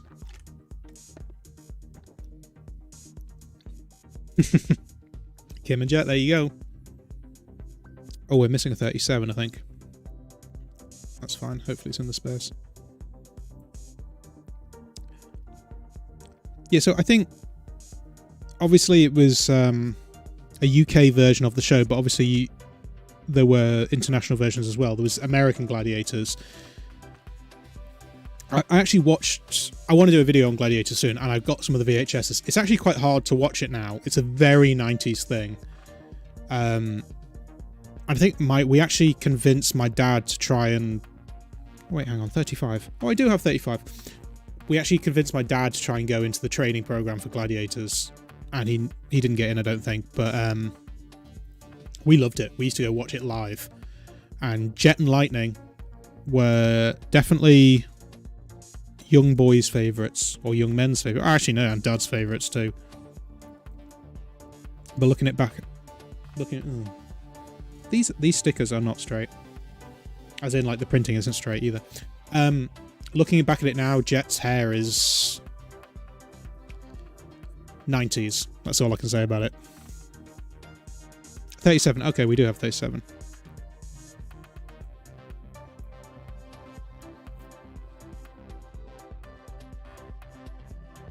Actually, yeah, that's the thing. Somebody asked me on... I think it was on Discord a while ago whether I actually hated Justin from Turbo. And the answer is no, not completely, but I just didn't understand why he was introduced. And one of the annoying things was Billy was a genius. He made, like, we think he made the turbo powers, but he also made the communicators, like, and the way that they managed to get into the command center by teleportation and things. He was a genuine genius. He helped the Zeo powers stay as strong as they were throughout it, and he only skipped 1 year of school, and we were expected to believe that Justin was a child genius and he'd skipped many years of school, and it didn't add up. You're welcome, dads, indeed. I think although to be fair, I think my dad had a thing for Panther. Was it Panther? It's going to be something that I'm not going to be able to show on stream, but it's something that you can Google along with me. If you were to type in Gladiators Jet, you'll understand who I'm talking about. Then look at Lightning and her hair that looks like it's been hit by lightning. And then Panther. I'm pretty sure Panther was my dad's favourite. He had no problem paying for us to go watch Gladiators live when Panther was there. And she has very 90s hair too. You can Google along with me there. Oh, the episode where Billy and Kimberly were made like punks. At least they tried to bring a child hair into PR. Yeah, but I don't think it will. I think kids related to teenagers, especially in... Well, actually, I don't know if it's only in the 90s, but kids tend to act older. So, you know, I think they relate to teenagers more because they want to be like that. They don't want to be kids. They want to be older. Jet and Vogue. I don't remember Vogue. I'm going to Google... That's something to Google along with us. Gladiators. Ah! Wasn't she one of the later seasons? Or was she... I don't remember her. I don't remember Vogue. Yeah, it must be the later seasons, because I'm looking at a picture now. And Lightning has straight hair, so it must have been one of the later seasons.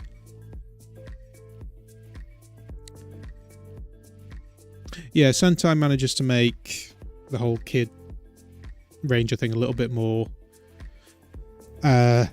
integrated, but yeah, the kid who played the White Ranger and Die Ranger is awful.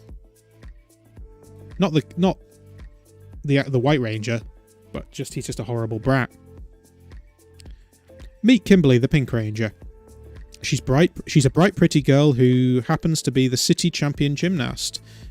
At school, she is popular and loves to play the part of the debutante, but deep down she is strong and independent and longs for adventure. She might be popular, but nobody asks where she goes half the time. One of her favourite hobbies outside of gymnastics is shopping at the malls, which we never see her do.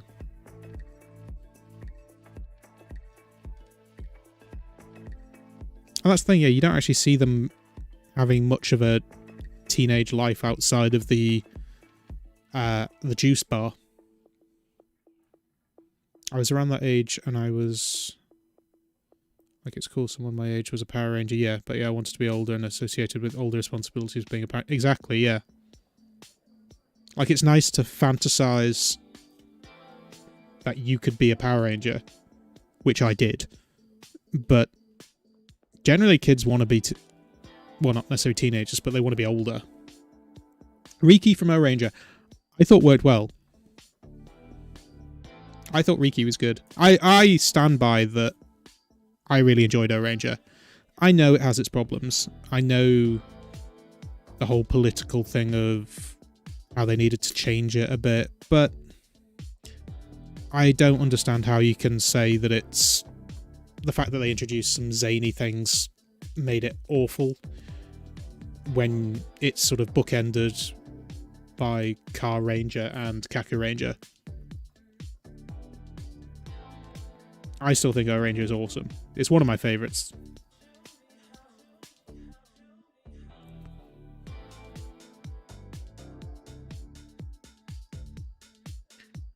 Dreamed about being a Power Ranger that I could do the same. So,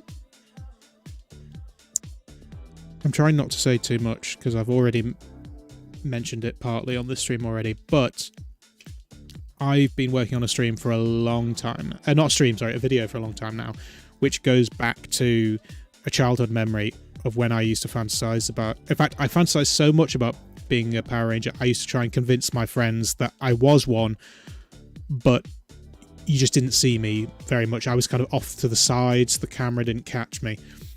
And it also ties into what I was saying earlier about Billy, but I'm not going to say anymore because I'll end up sort of negating the whole point of making the video.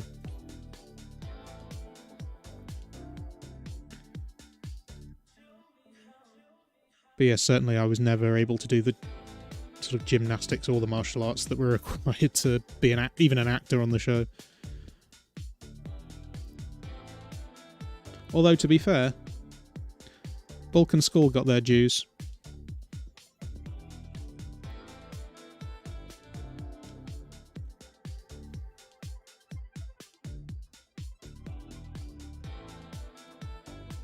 Will you do some comparison videos of SSO and PR? Do you mean more? As in, there are more coming.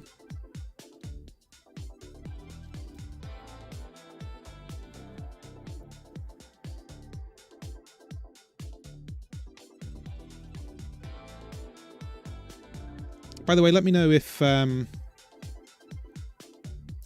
only just really noticed it now. Let me know if the music volume and everything is fine, or whether people want it higher or lower, or let me know. Seen Bulk and Skull and even Billy, I was like, contribute. Yeah, and this is what I was saying earlier about Trini and things. They managed to get a good balance in the first season. Okay, look at this. I don't know if it's... Is that going to be in focus? For those of you that do have any form of OCD, there's no way that sticker is getting straight, because it's not really showing very well on camera. It is completely diagonal. So it's not just me.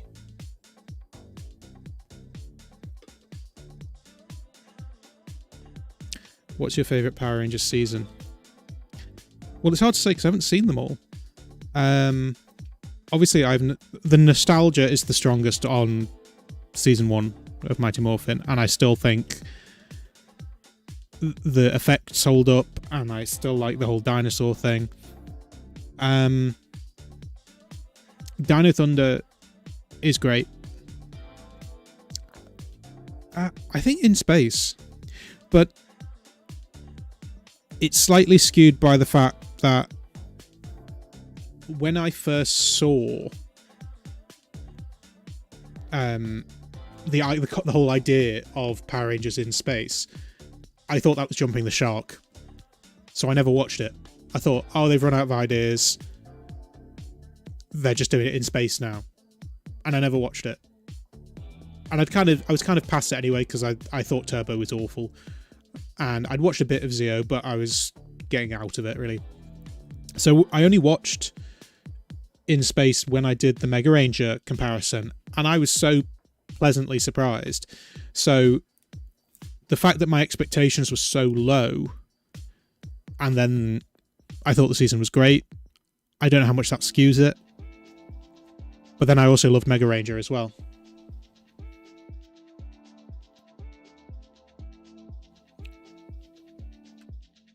Am I all in focus?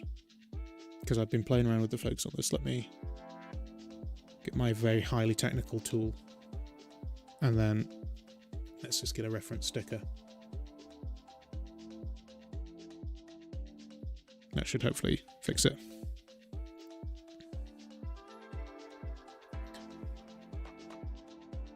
Some great Rangers they're badass and so unrealistic. It's like Gold Strived.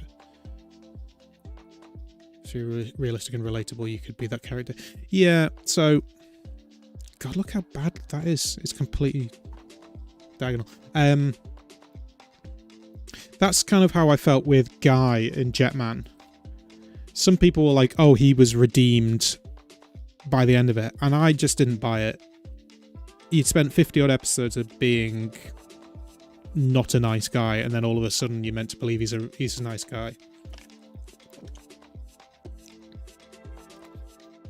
Favorite PR is In Space, and Essa sort of O-Ranger.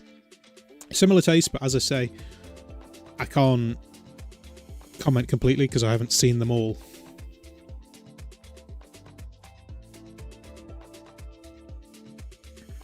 Why some people don't like RPM. It's a great season, but it gets so much hype. Okay. Yeah, I get that. I mean, that happens with all sorts of things, doesn't it? Hype can kill things. Kimberly's best friend is Trini. Kimberly is always on the go. She is a fantastic gymnast as well as being dedicated to the environment. Yeah, there is a lot of environmental stuff in MMPR. Kimberly and Trini collected petitions to get the local dump site shut down due to excessive pollution. That's when they find out that it was Rita's doing all... See, that's something I never understood. Rita is put in a space dumpster. Whatever that's meant to be.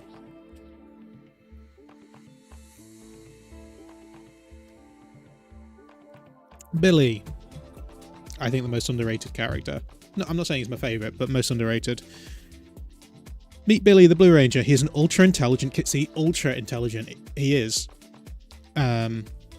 More so than Justin, and definitely more so than... AJ? Was that his name? Have I got that right? Or am I getting confused now?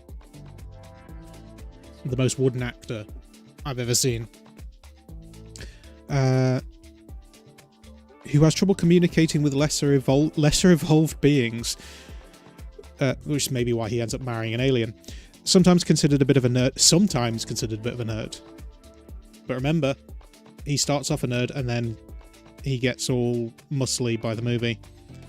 Sometimes considered a bit of a nerd, he is a really good-hearted super genius. He talks in techno-speak, a complicated language only Trini seems to understand, and Alpha. He usually tries to outwit his opponents rather than use physical force. Again, they just got the balance right.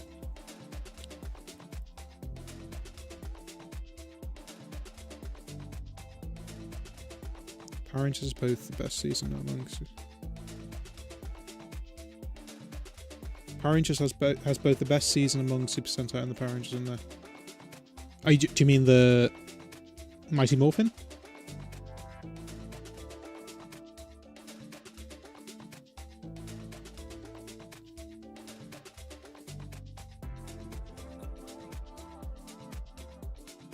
Yeah, I think what you're saying there about the 1995 tragedy about with O-Ranger. O-Ranger looked like it was very... There was sort of inspiration there from Star Wars. And I think it was going to be quite an epic season. But then, yeah, obviously they had to introduce more of the fun side of it. Which, honestly, I think they balanced. But I seem to be in the minority. Punkbilly.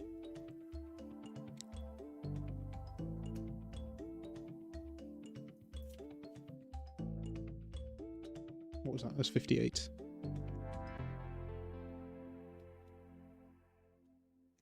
Alright, we're an hour and 45 in. We're on sticker 59 of like 223.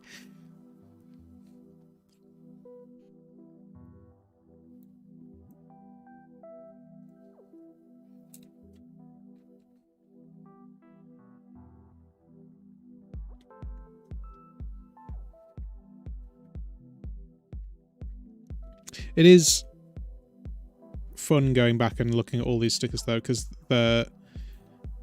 it's obviously it's pre-digital photography. It has a different look to it, and obviously there's a lot of memories of having this particular sticker album. I remember going to the local newsagents, and I think they were 30p a pack, which I guess at the time would have been about 70 cents, which sounds like a lot, because this box says 3 for 99 cents from Walmart. So it sounds like they were more expensive where we were.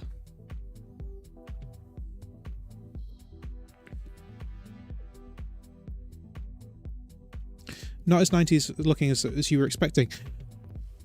Well, I think that's what is the case with the TV show as well. Like if you go back and watch it, obviously there are some very 90s things in it, but it still holds up, I think. Oh, I'm trying to speed up the stickers a bit and I'm getting even more wonky. How much of that book, as in how much was it?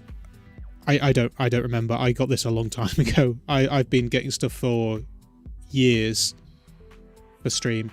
They're getting rarer and they're more expensive now. I know that because I've been getting things for future streams and they're harder and harder to find, and I've just made it even harder to find because I've just opened up probably one of the few remaining unopened boxes of packets of stickers. I have to say though, I think we've only missed one sticker so far. So far so good. Like, we haven't had to delve into the box of spares too much yet. We will have to do that at some point, but the only thing that looks like proper 90s is the shiny stickers, which is the best part. Shiny stickers are always the best part. Shiny cards, shiny Pokemon cards. In fact, we're going to be doing a stream. I can't remember when it is, but I'll let you know beforehand, where it's like vintage 90s trading cards. And obviously there's no real value to them at all. Like, they're not something that people really collect. There's nostalgic value, obviously.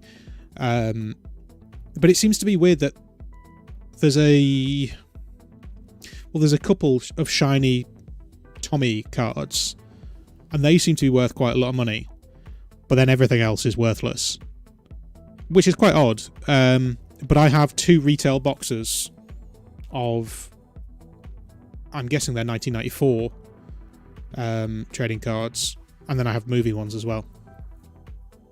So we've got plenty to open up and sort of, I was going to say explore, but sort of try and remember the fun times. There you go, old memories unlocked. Obviously, those will probably be a little bit shorter streams because I'm opening up cards and talking about them rather than trying to get them stuck in an album, but that's very wonky, as is that one. That's kind of what these streams are all about. It's just us hanging out together on a Wednesday evening here in the UK or in Europe, or a Wednesday afternoon, depending on where you are in the world. And I guess if you're a Pacific Standard Time, it's starting in the morning there too, so covering most bases. Do you like some official seasons of Super Sentai? Oh, sorry, that's to another person. So cool seeing this again. My cousins had one and I visited them in probably... Yeah, I think this was probably quite a popular album. As I say, it's the same album that was used everywhere, pretty much. They didn't really change it much for the geography. They just changed some of the advertising on it. In fact, there's not really any advertising for anything on this, whereas the British one has merch.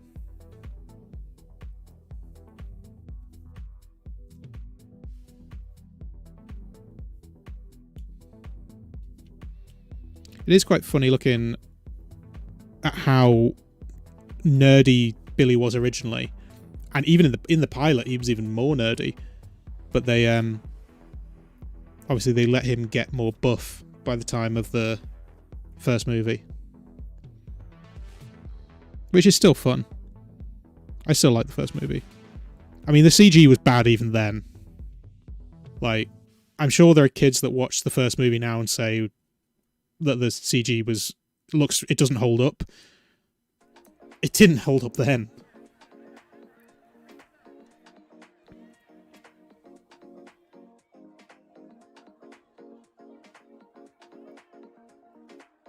Oh, I don't actually remember that episode with the dog.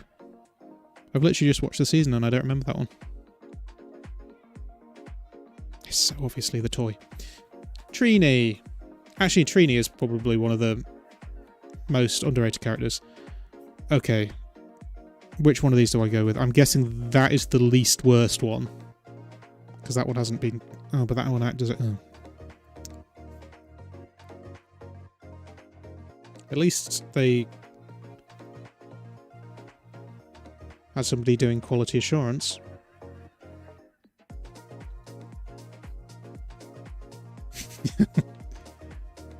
It's hard to talk when the sticker bent. That one's relatively straight. I say relatively.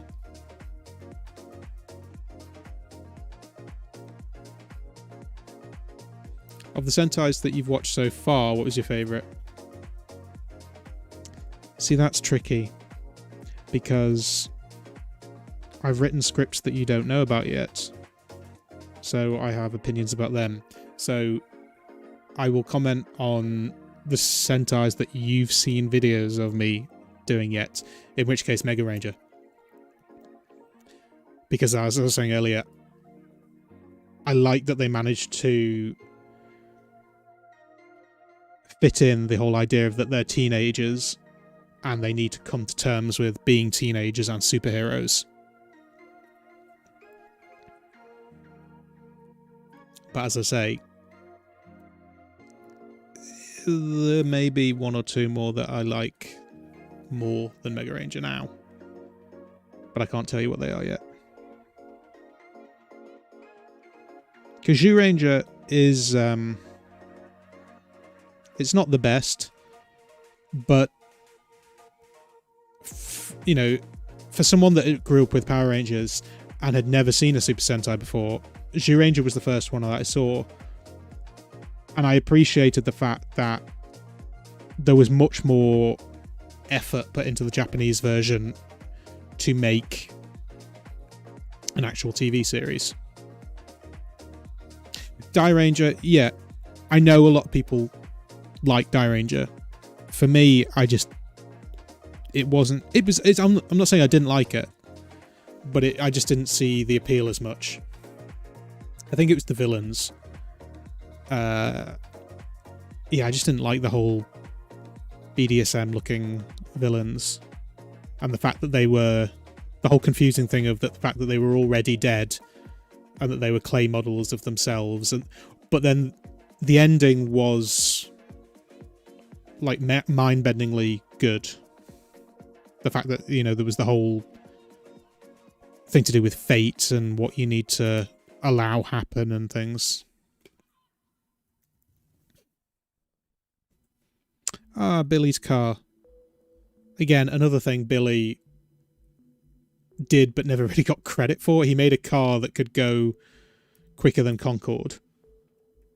And could fly. I mean, not even that. It could fly. Out of an old Volkswagen Beetle.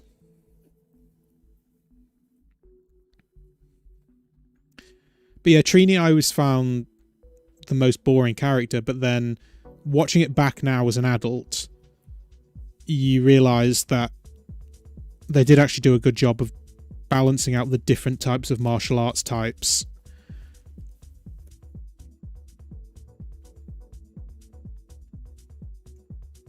Kid of the Week format. Oh, I see, with the sort of support kids. Ultraman. I don't know much about Ultraman. I know a little bit. And I know it's, you know, relatively... I wouldn't say it's big in Japan, but it's loved in terms of its cultural impact. Didn't necessarily love the look of the villains in Die Ranger, but loved the season. I think it used a lot of two-parters.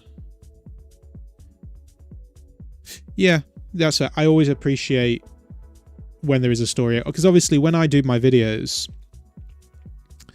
I'm looking at it from someone who's watching it in a block. Obviously, that's not how these episodes were designed. They were designed to be watched week by week, and then if you missed certain episodes, it didn't necessarily really matter. I mean, Mighty Morphin, for example, there's 60 episodes. So a lot of the time, you know, you needed to wrap it all up in 28 minutes. So most episodes were the same, and then you'd get story arcs within the whole thing, like the whole Green with Evil introduction of Tommy. But then obviously with Sentai, there is usually more of an overarching story, which for making YouTube videos is much better. So I think sometimes in videos it might come across that I prefer the Sentai, but usually there's just more to talk about in the Sentai, especially with the earlier seasons. I mean, in terms of the earlier seasons of Power Rangers. Obviously not the earlier seasons of Sentai, because it starts... What is it, 15 it starts with? Almost all people think Dino Thunder is better than ABBA.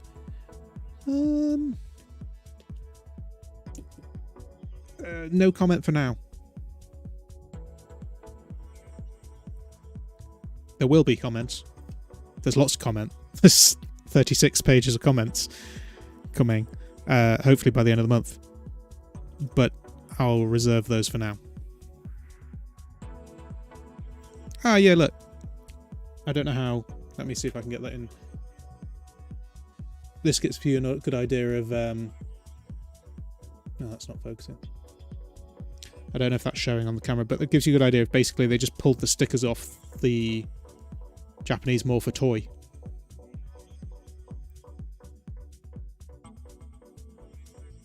And then obviously replace it with Power Rangers, but they didn't put the black lightning strikes around the coin, which obviously looks weird because when they flip to Japanese footage, they have those the lightning strikes again. And obviously, one thing that I know now from preparing for another video that I'm trying to do, they don't actually use the morphers when they're in the costume. It's just a rubber mold. Because if you try to actually put the morphers in their holders on a belt, it would stick out too much.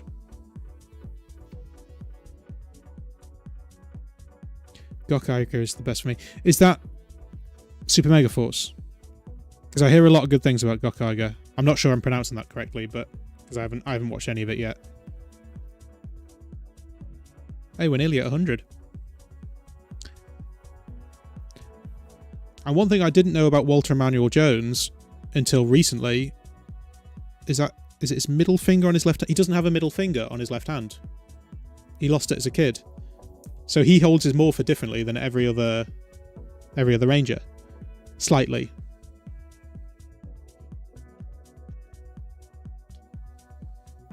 I only found that out this year. Gokaiger is great, but I hate Megaforce. That seems to be what everyone is. Is Gokaiger Megaforce or Super Megaforce?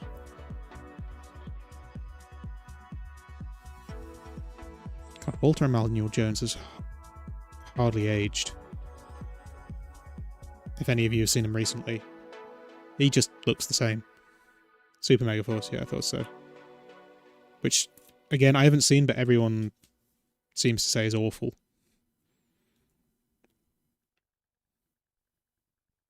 Is it just that it was too much for cash-in? Like, on nostalgia? Sega, is that how it's pronounced?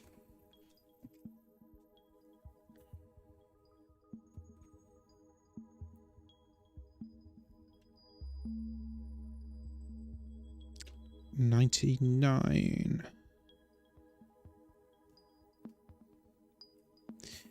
Meet Zack, the Black Ranger, in more ways than one. Zack is a kid in love with life. He is everybody's friend and lights up the room when he enters it. He has a good heart and boundless energy. Zack's passion in life is music and dance. And also women. He's also an accomplished gymnast. Is he? That doesn't come out much. Well, he's a great dancer, and he combines these skills into a dancing and martial arts form he calls hip-hop Kido. That's written Kiddo there. Though his courage is unarguable, he will often act as the voice of caution when the situation is unclear or overly dangerous. Does he? I don't remember that as a thing from the show. Anyway, we're moving into the hundreds. I need to sort those out into tens.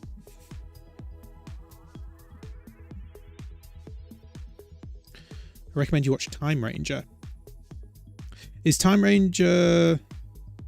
Is that one pre-Power Rangers or not? Because I've been trying to figure out people's recommendations for pre-Power Rangers. Like I say, Live Man and Mask Man are the one that tend to come up the most.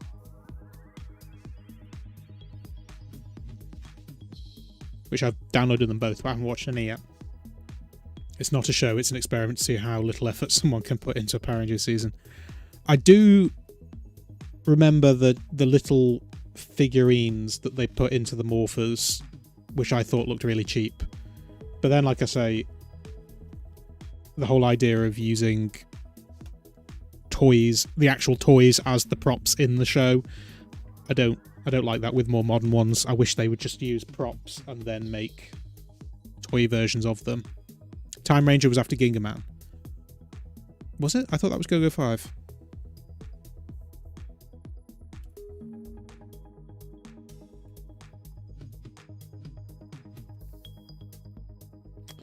$186, $157, $135, $100.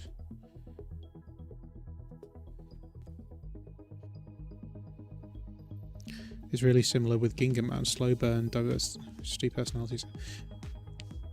Ginkgo Man is one that was kind of like...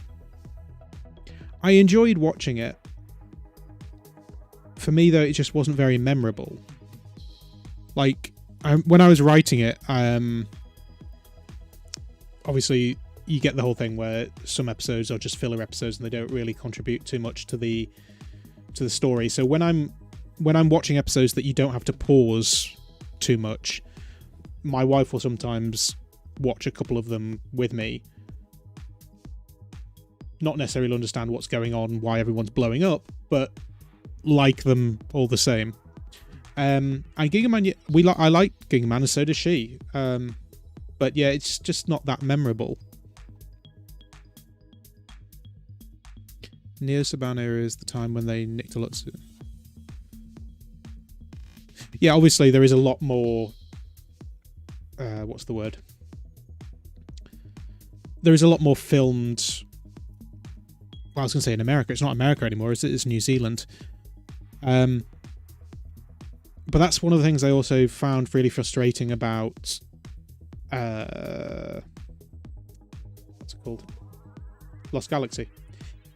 Because they filmed so much for the American version of the show that I didn't think they needed to stick too close to Ginkgo Man, but they did anyway. And that's where it fell down. It could have been a lot better if they'd just done something a bit more unique.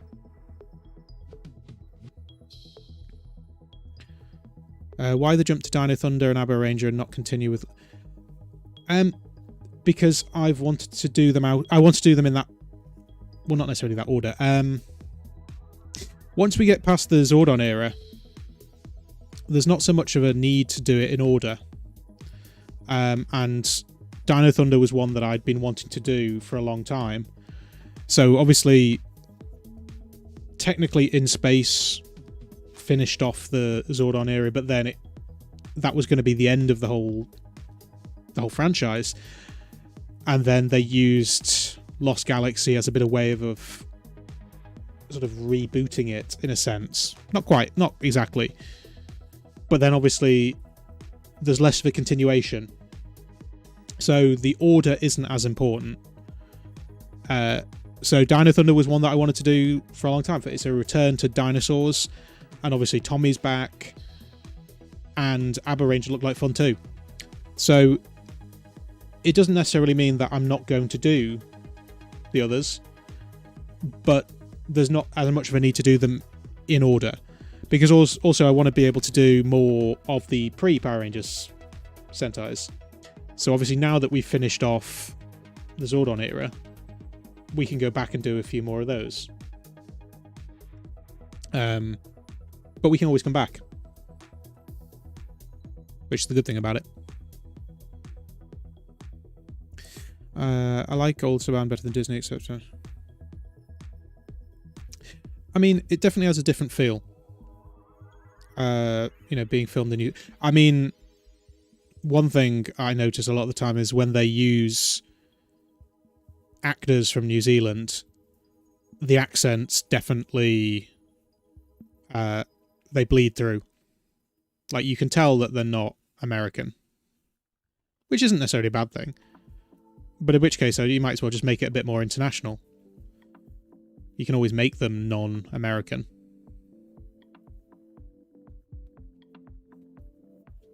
But then I don't know how well that would sell. It might sell well. But obviously we're used to Power Rangers being an American thing.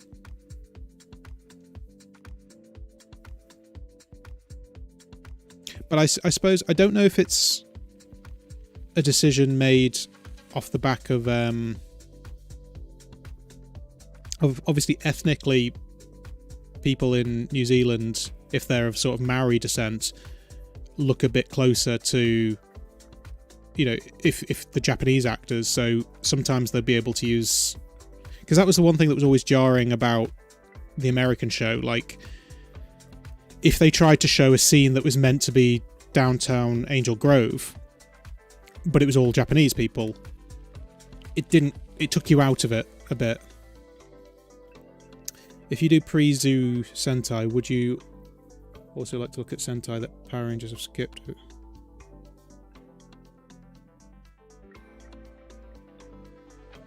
I'm not sure I understand the question. If you do pre-Zoo Sentai, would you also like to look at Sentai that Power Rangers have skipped over recent years? I'm not sure I understand.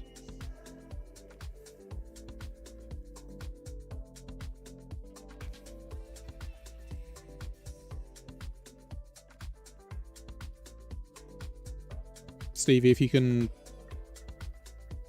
expand. They skip some recent seasons. Oh, okay. Okay, I didn't know that. Yeah, that would make sense, because obviously then it's something that we didn't get. I mean, obviously this is Pomelo Retro, so we're looking at retro things, but it is also retro properties and IPs, which Power Rangers is. But it is also... It was set up to explore things that we didn't necessarily see when we were younger, or, things like trying to understand the difference between the American and the Japanese shows, but also if you didn't see every episode, then you may have missed certain things. But yeah, if there's seasons that were skipped, then that would definitely fall under that remit. but I don't know if it would necessarily be right for my target audience. That's the only thing. YouTube is still trying to learn what my audience is. When I do videos on like Teenage Mutant Ninja Turtles and things, it never knows how to push it. And when I've done videos on other topics, they just die. But I understand, because I haven't had the time to dedicate to the channel previously, and I do now. So I want to be able to explore lots of retro properties and do deep dives into them, because that's the thing, that's what I was passionate about. I was interested into diving into shows that I didn't necessarily fully understand when I was younger, even though I loved. You know, I might not have seen every episode, or I didn't understand how it was related to other geographical property IPs. And that's also why I did like the Teenage Mutant Hero Turtles video, and why that was different to Teenage Mutant Ninja Turtles, and why it was done that way. And it's the same with some of the wrestling videos as well. You know, my wrestling videos are not the ones that are most watched, but I just love storytelling, and there's some great stories that haven't been told. So I've got some wrestling video scripts that are coming out soon, where I've managed to talk to some of the guys that were around in the 70s, 80s and 90s to tell some more of the stories that haven't really been told. And that's the kind of thing. I want to be able to do stuff on this channel that you don't see elsewhere. Stanley wants to adapt some fun, but no. Yeah, that's what... I didn't go into too much detail about it in the Spider-Man video, but yeah, Stanley, he was really interested in how he could adapt Japanese properties for America, or not necessarily for America, but for a quote-unquote Western audience, and then trying to figure out how to get his comics to sell in Japan, because that's not the same type of comics that were selling at the time. They were more sort of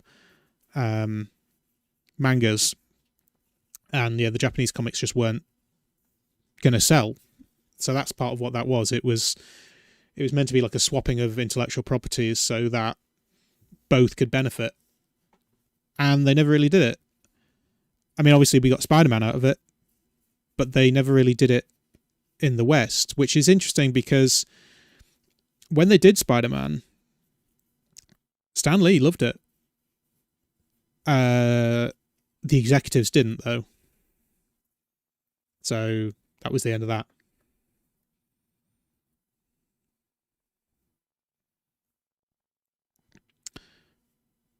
I forget the name of the Sentai. Sun Vulcan was going to be one, but there was a Sentai that was definitely going to be part of the Marvel Universe, but then it never really was. Japanese Spider-Man will be Spider-Man. That's what I've heard.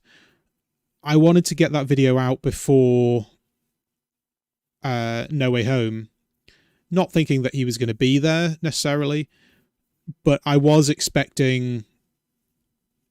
I was more hoping that when they did a shot of, you know, all the universes... Battle Fever J, that was it.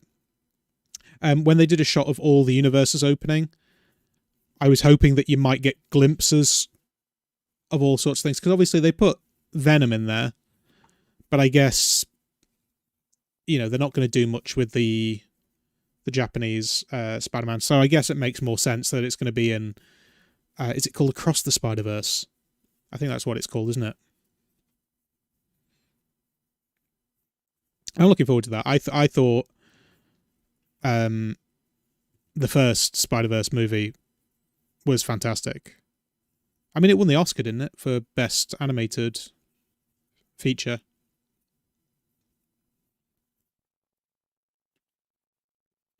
But I know for some people it wasn't an art style that they liked, which is fine. But I do like that if you read the Spider-Verse comics, In fact, don't bother with the comics. Just get the graphic novel. Leopardon and the Japanese Spider-Man are in that.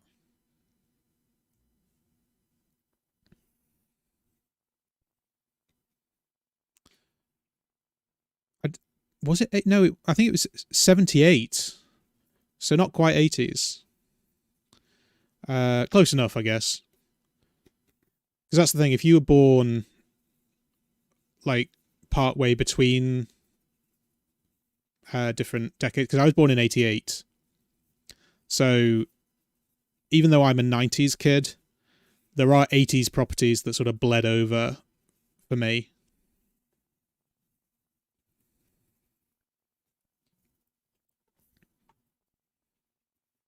I just realised my music stops, doesn't it? I've gone through the whole playlist already.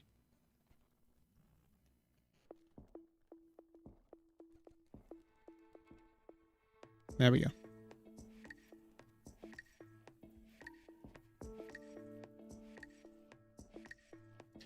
$194, nearly there. 70 Sentai were some of my favourites. It started in the 70s, didn't it? The first Sentai were 1982. That's the same as my sister's. So obviously, you know, there was 6 years, or 6.5 years difference between me and my sisters, so that's why 80s properties even bled over even more. Not that they were necessarily watching the same shows that I was. 199. There we go. I think there were a few more gaps in this one, though. Battle Fever J was not considered a Super Sentai at first. It became a Sentai. Ah.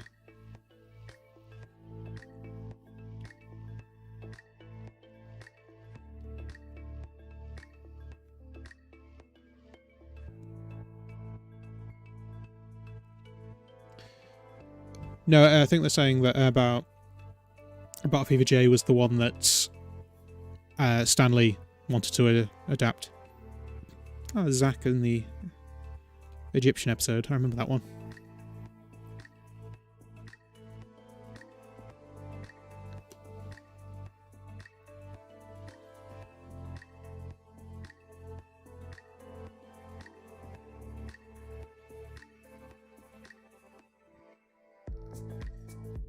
Was considered the first Super Sentai until the 90s.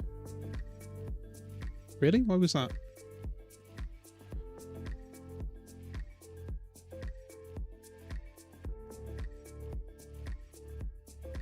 Was it, do you mean it was like the first to be categorized as that?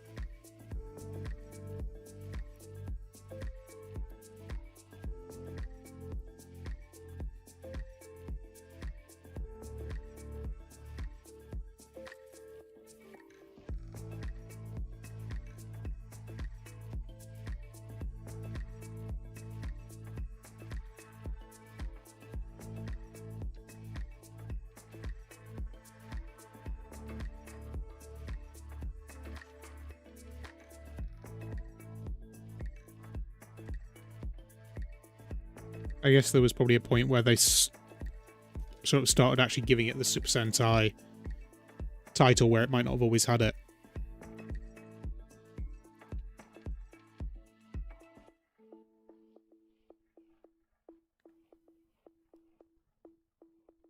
And then obviously it can get confusing for a Western audience because some use Ranger as like the suffix, whereas others don't.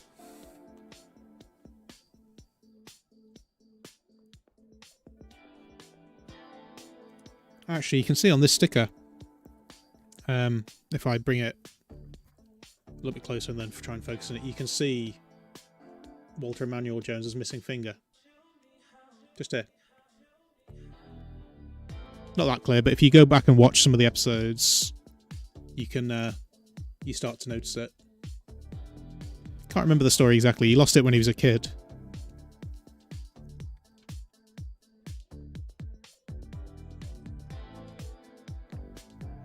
Spider-Man Japanese version brings the idea of giant... Yeah, so that's where people got a little bit confused on my video.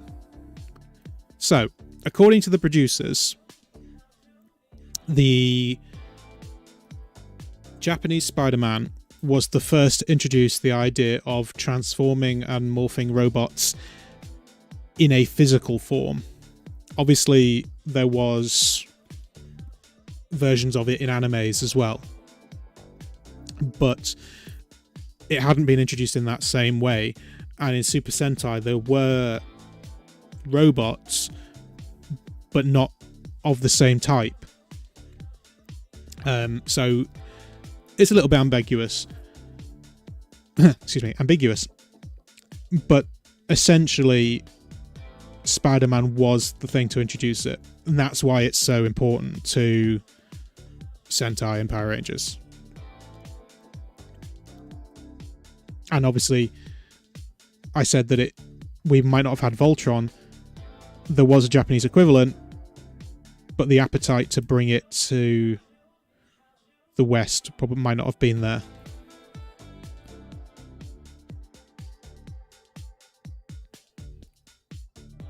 And then obviously Transformers was a direct result of Spider-Man. The guy that sort of was the one brokering the deal. Oh, I've really made that wonky. The guy brokering the deal between the sort of the Japanese parties and the American parties, with Stan Lee and Marvel and so on, he went on to do Transformers. So the idea of Transformers came from Spider-Man. So Spider-Man was really, really important. More so than I ever realised. Oh no, that's wonky. I realised before I started making the video. Which do I like better, DC or Marvel? Well, in terms of movies, Marvel. I mean, Spider-Man is one of my favourite superheroes, but generally I think I prefer DC. I do hope to do more comic book videos this year. Not just Power Rangers. I'm going to do Power Rangers as well. But obviously, there were Marvel Power Rangers comics, which is going to come into one of my videos. And then there is Power Rangers vs. Justice League, which is a DC one, which I did a few years ago now. It's got one of my first videos. But generally, I tend to read Supergirl. And I tell you why. It's because, and it would make sense from hearing what we've been talking about on this stream, I like the idea of a superhero struggling to balance their life, like between being a superhero and a person. And Superman is just overpowered. But Supergirl has similar powers, but she has to balance that with being a teenager and trying to find her way in the world. And I just really like that concept. Again, it always comes down to the storytelling and the characterization. And I like that in Supergirl. She's not necessarily my favourite superhero, but I like it in terms of comics. So I don't know if that's answered your question, because I've basically said I like a bit of everything.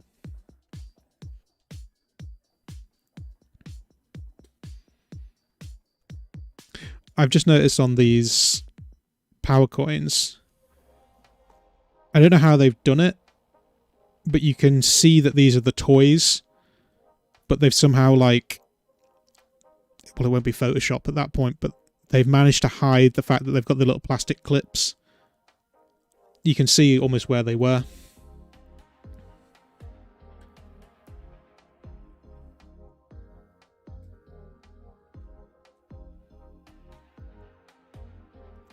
Yeah, I had no idea that Transformers was a direct result of the Japanese Spider-Man.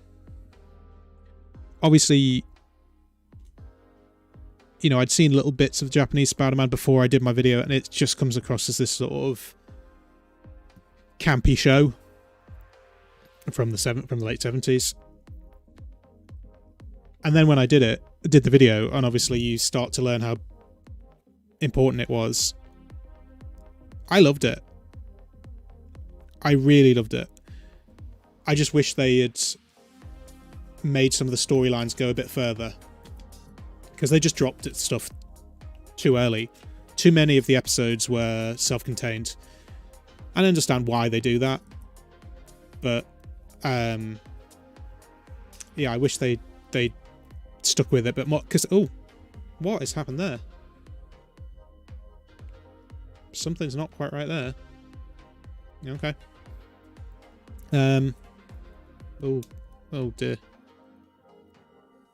I think it's not on. It's on all of them. Ooh, and it's too big for the frame. Is that the whole point? Am I meant to pop it out? Because I try to fit all of the. I guess I get to take this off. And then it goes in here. I suppose so. Is that what it's like in the UK one?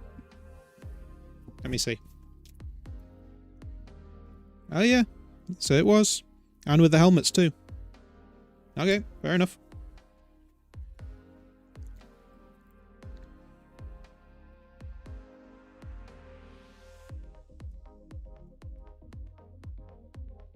Ooh.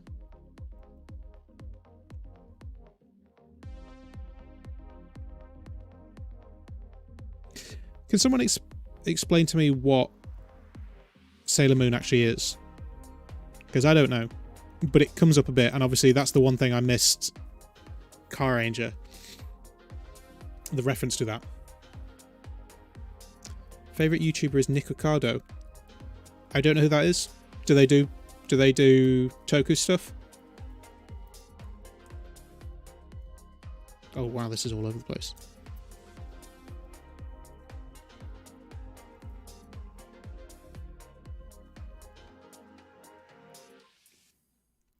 I do like how they've presented this, though. Each ranger to the morph sequence, and then it's going to be each ranger, and then their Zord, and then Megazord. By the way, I know a few people have been saying that ABBA Ranger isn't available as a Shout Factory DVD. I have just received what is meant to be an official DVD release of it that has English subtitles. It's meant to be a release from... Is it Indonesia, maybe? It says it's an official release. I don't know if it actually is. And when I put it in my computer, all of the subtitles were off to one side. But I need to try it in an actual DVD player to see if it works, because at the moment it looks like they're TV rips. I've got some HD versions for my video, but yeah, the DVD, even if it is an official release, at the moment it doesn't look good. But I will show that on a video at some point. I might show it on a stream, or I might do a short video. I don't know yet. A schoolgirl and her friends transform into powerful heroes to battle forces of evil. Fair enough. I can understand why that would be. There was a guy at Ubisoft. There was a French guy who was very into Sailor Moon, and we did a show in the UK, and it was my job to prepare all the retro games, so all the retro Ubisoft games. So I was buying up consoles and things for them to use, and he was desperate to play Sailor Moon on the Super Nintendo. Sailor Moon is so popular here for those who were born in the 80s. Sorry, where is here? I've forgotten where you said where you were in the world.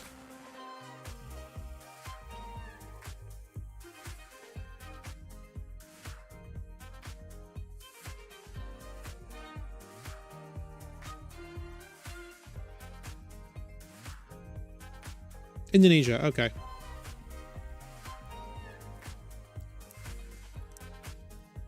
I was about to try and say hello, but I've forgotten what it was. Because my wife's family are part Indonesian. And there's a lot of family out there. And I learned what hello was. And I've forgotten it. But she may tell me in the little private chat that is up at the moment on one of my screens.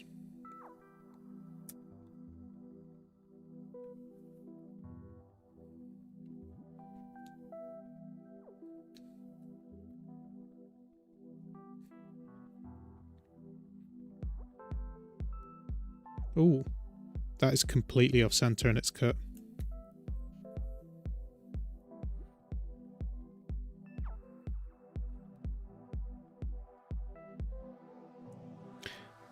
I think we can all agree that Zack definitely had the best of the weapons. In fact, I don't know. Maybe I'm wrong in assuming that. In terms of Mighty Morphin, who had the best Zord and who had the best weapon? Because I'll tell you my opinion. Zack had the best weapon. The axe cannon, absolutely the best. But Kimberly had the best Zord. I mean, Tyrannosaurus is cool, but she basically had a jet fighter.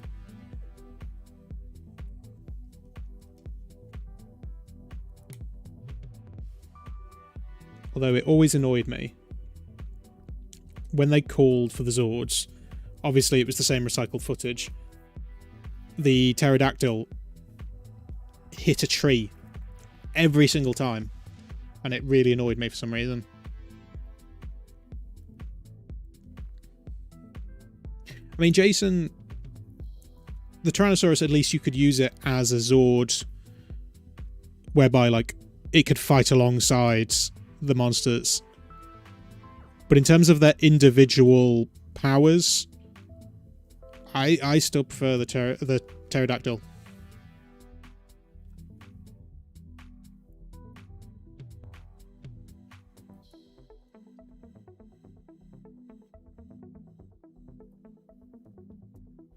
Zord. Oh, okay, well, the Dragon Zord's cheating. Although, quite timely, because as we're just getting onto the Dragon Zord.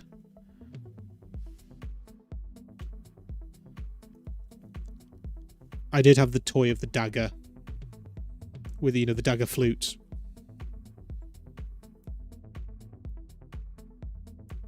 But obviously his, well, his Saber Saber as a White Ranger was probably cooler.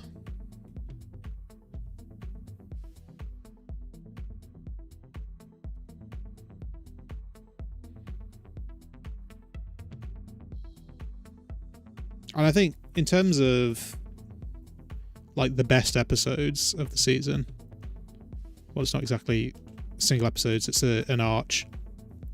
The Green with Evil arch is still, it's probably the highlight of that season. It's just such a shame that Tommy's shield was so rubbish compared to Burai's.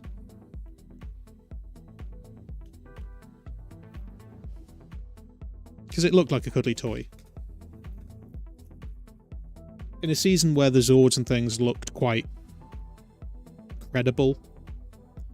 In fact, we're going to get onto that sticker in a sec. His shield just looked awful. And it's a shame because moments where it was like given to Jason and even Zack on the last episode were so cool, but the shield was so rubbish. By the way, I haven't mentioned it so far, but I'm hoping that the stream is a little bit more stable than it was on Monday, because we were struggling to keep it at 60 frames a second, so I dropped it to 50. I've just noticed we keep dropping a little bit, but if anyone was on the stream on Monday and they're on the stream today, let me know. Overly boring is also kind of enjoying. Well, the thing too is the Zyuranger suits. I mean, with Tommy's suit, it was completely different, wasn't it? Because it was a completely different colour. In fact, there's one there without the shield on. It's not a very good sticker, but it was a lighter green. Borai's suit looked better, and his shield looked better. Obviously, the gold Morpher was cool.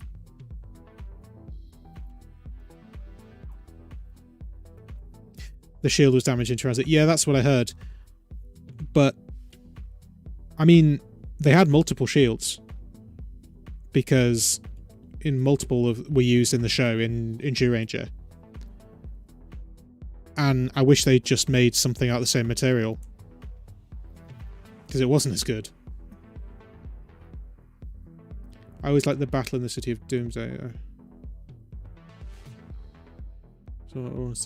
I'm trying to remember which one Doomsday is. Remind me of the episode, like what happens in it?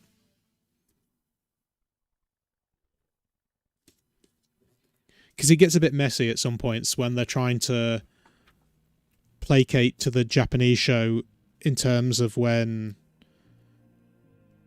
like in some of the final episodes where you get the big reveal of why Bandora is the way she is. I won't say too much because that's going to be in the next video. But they try and get it into the American show, and it's a bit messed up. Speaking of Bandora, we've got some good timing on some of these. Rita Repulsa and her loyal henchmen were once held for 10,000 years in a garbage dumpster. A space dumpster. They now live in Rita's palace on the moon, where there is gravity and air, apparently. Known through the ages as the Empress of Evil, Rita plans to eliminate the Mighty Morphin Power Rangers and take over the world. Rita always watches what's happening on Earth through her special repulsoscope. I didn't know that's what it was called. The finale with Power Ranger Domes. Oh yeah, I remember now.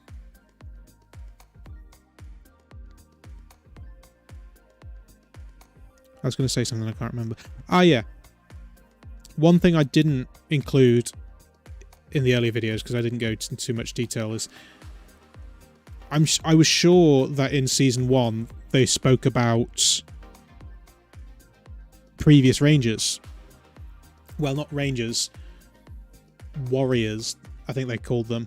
And I found it. I'm glad I found it because I can talk about it in the new video because, yeah, technically speaking, these weren't the first Power Rangers. They use footage of the Zyuranger Warriors and just refer to them as Zordon's Warriors. So, technically speaking, Zordon had Rangers or Warriors before the Power Rangers, before the Mighty... I was going to say, I hate in the show when they call them Mighty Morphin. In Super Mega Force, they refer to them as Mighty Morphin. That was never used in the show. Zeo was. That's fine, but you can't call him Mighty Morphin. Do you think that Saban should bring that Bandora singing scene if the Power Rangers... I don't remember it. But I'm as I say, I've just finished watching Mighty Morphin, and I've just started watching Zyuranger again. Because the first time it was kind of a skim over it and get the main story points. So, but now it's going to be a bit more in depth.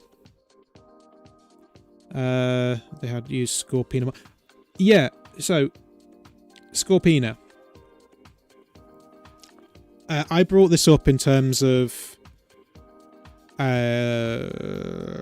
Lost Galaxy, because obviously they bring in a character that is meant to be based around a scorpion,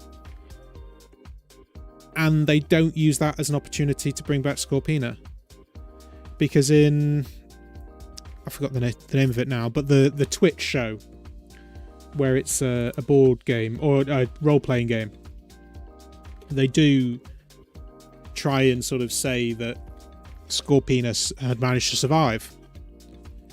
And I just think that would have been a good time to bring it back into the show. Just recast her. I mean, they recast Rita. That obviously they used the same voice actress, but they didn't use the same the actual, the actress that appeared on screen. That was multiple different actresses. Oh, there we go. There's Mr. Pudgy Pig. And a putty in a ruff.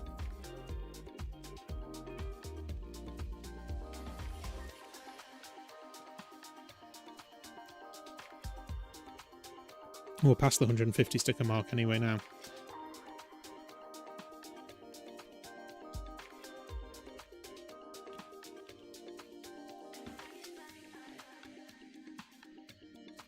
I guess the thing with Power Rangers and why it was so popular originally as well is also because unless you were like into Godzilla or something along those lines,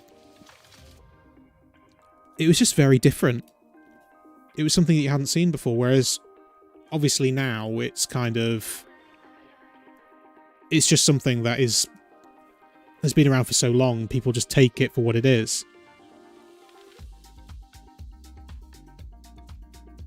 But the idea that of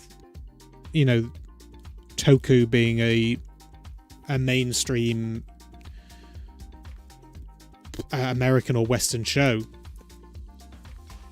was just so different, even if the scenes that they did with the Rangers outside of their suits and things was effectively like Saved by the Bell.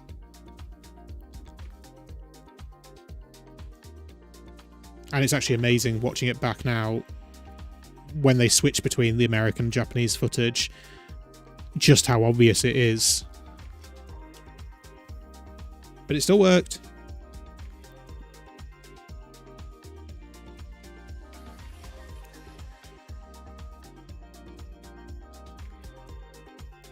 Oh, okay, I didn't know that, Stevie. But as I say, I think she could have been introduced later on. I mean, we were just talking earlier about Zed coming back, and they have Drax as the son and so on. I think there's a way of bringing Scorpina back. Speaking of being nothing like it in the Western at the time, a turtle with a traffic light on its head. The unmorphed fight scenes were pretty new, if I remember. Pretty new. I'm sorry, I don't know. What do you mean by that? What's your least PR, as in like least favourite PR season?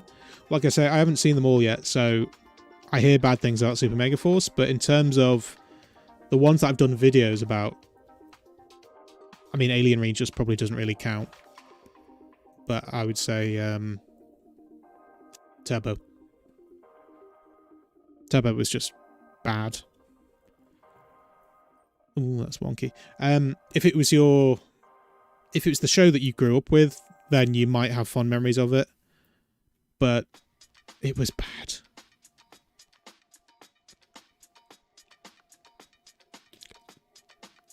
And then the bullies that became the heroes of the show. Bulk and Skull. Bulk and Skull are the wannabe bad guys at Angel Grove. Yeah. That's a good way of putting it. Wannabe bad guys. Because they're not bad guys.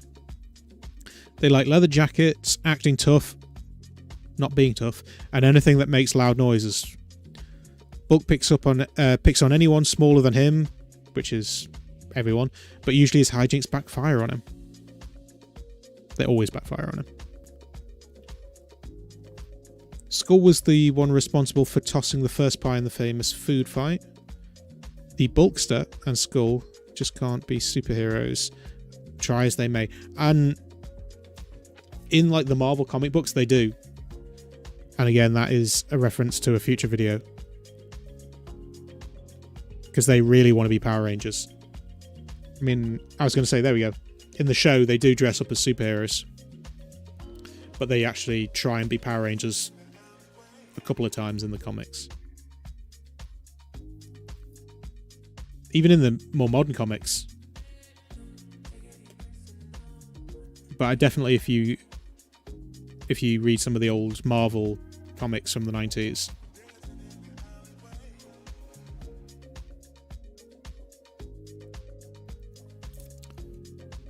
Jungle Fury, is that as in one of the worst? I thought people liked Jungle Fury.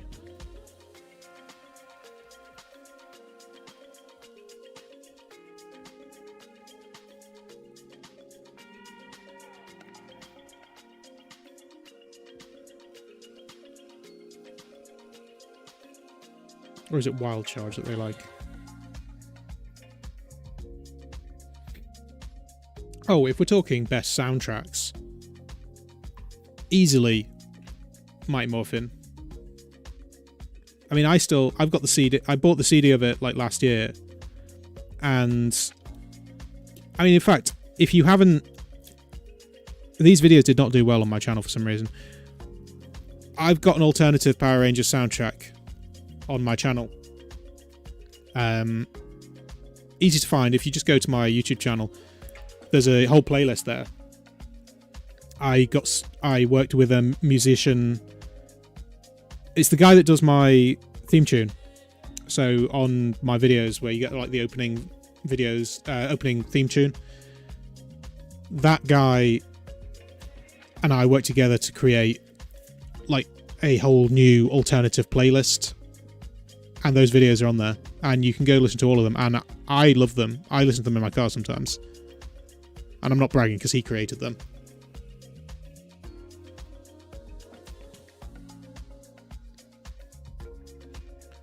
There were no kids shows that showed martial arts fights back in the day.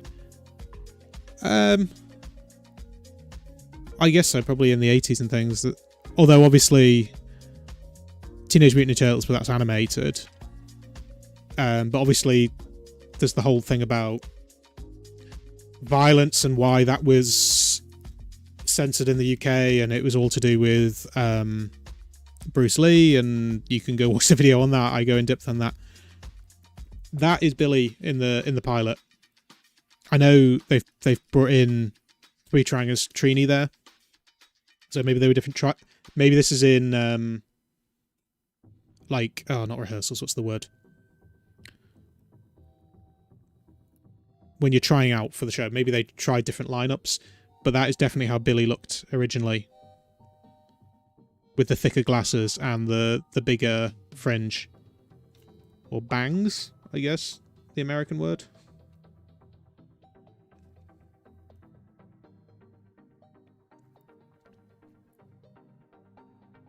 Jungle is definitely better than MMO if you don't count the element of nostalgia. Well, that's a big thing. Nostalgia is worth a lot.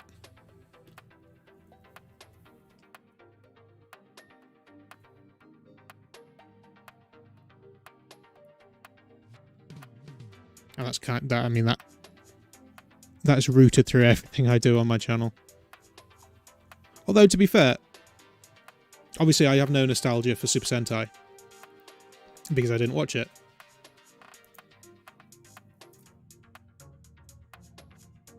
You want to be Ultraman.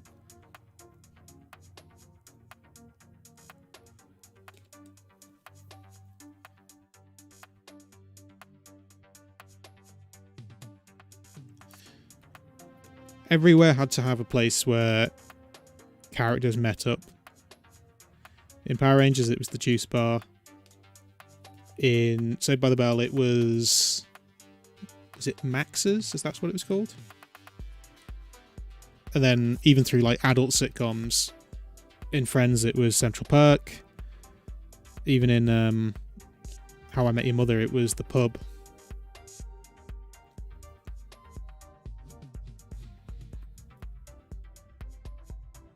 But yeah, I guess because it was 90s, there was a big emphasis on health and exercise, and I mean, it's the whole late 80s, early 90s thing in terms of aerobics and things, isn't it? It was, the whole youth centre was all about, it was a juice bar, and it was a gym as well, and they were all child athletes of some kind.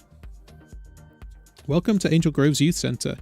This is the place the power teens hang out after school, and just about every other moment of their day. The chances are good, because Kimberly definitely doesn't go to the mall.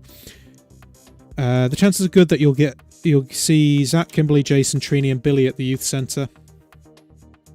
Actually, did they bother to change the spelling of centre for the UK one? Yes, they did. TRE instead of TR. Something they actually bothered to do. They all met at the youth centre juice bar to congratulate Billy on making the Young Scientists Club. The masquerade ball in the youth centre was attended by all 5 power teens. It was a special event with some exciting moments. Someone who clearly had never seen the show wrote that. Oh, are we missing 183? We're missing 183. I'll go find that in my box of spares. I agree, nostalgia counts for a lot without it. The 80s TMNT would probably be the 3rd best version. I hear that the 2003 one is very good. I've got the DVDs back there on my shelf, but I haven't watched them yet. However, I will say that the first Teenage Mutant Ninja Turtles movie is still the best. And that goes back to what we were saying earlier about sometimes CG just doesn't work. Those suits still look good. The effects from the first movie still look good, because they don't try too hard for special effects. They don't try and make it too spectacular.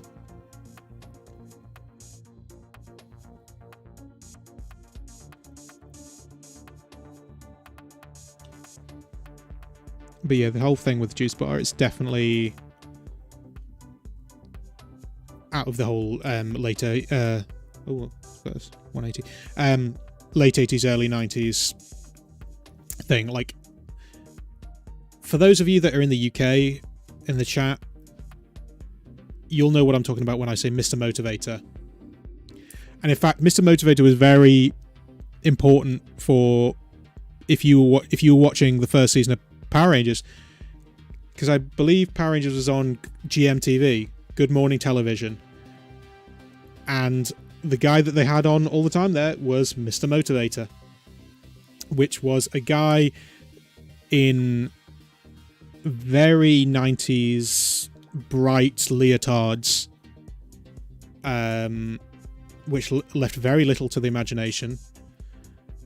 And he basically do like aerobics in the morning for people before work, and then he started going around to schools to do fitness there. And actually thinking about it now, that's very tied to Power Rangers with me, because I think Mr. Motivator would be on before Power Rangers or after in the mornings on GMTV. Starting to spark memories of when I used to watch it on TV now. 192.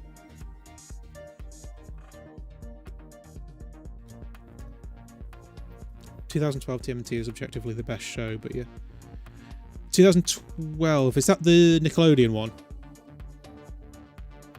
The only problem with the Nickelodeon one, I thought, was... And to be fair, this is a problem with a lot of them. It's meant to be New York. And they're constantly above ground, rather than in the sewers. And the streets are always empty. Someone was saying earlier they're in NYC. If you're still in the chat, you can attest that the streets of NYC are never empty. Biggest secret ever, shouts Morphin.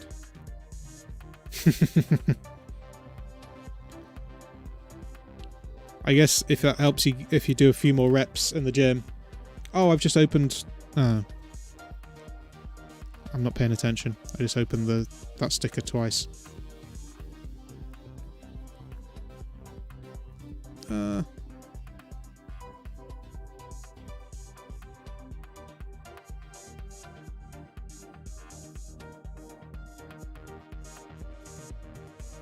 Exactly, never stop moving. So if you're talking about the Nickelodeon one, the CG show, I actually really like the season. I think it's great.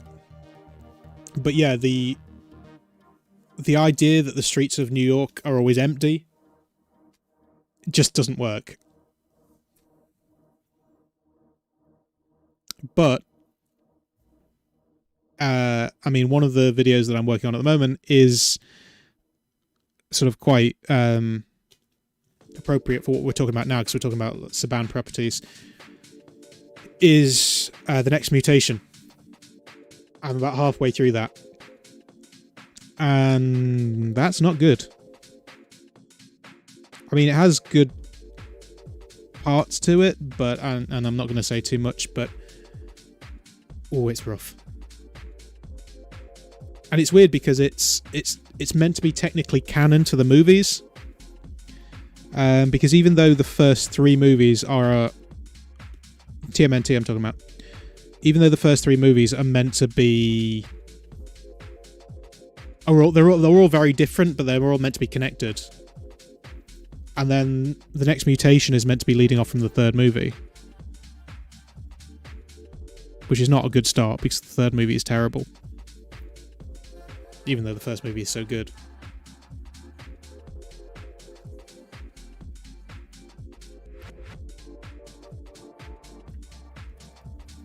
That's one movie that I could watch over and over again. Although I realised that the ending on the UK version wasn't as good as the American version because of the censorship. Okay, we're nearly there. We're at 200 of 223.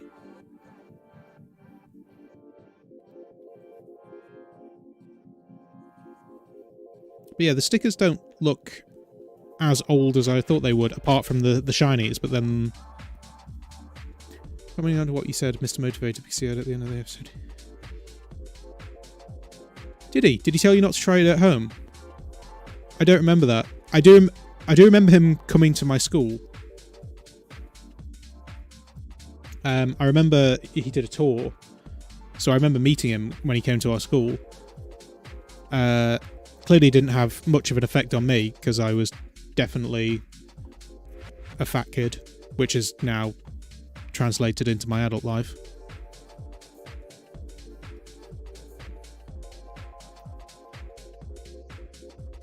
Hang on, 240.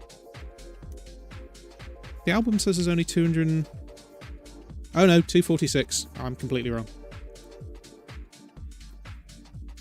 It's just that weird last page that doesn't seem to be in the UK one.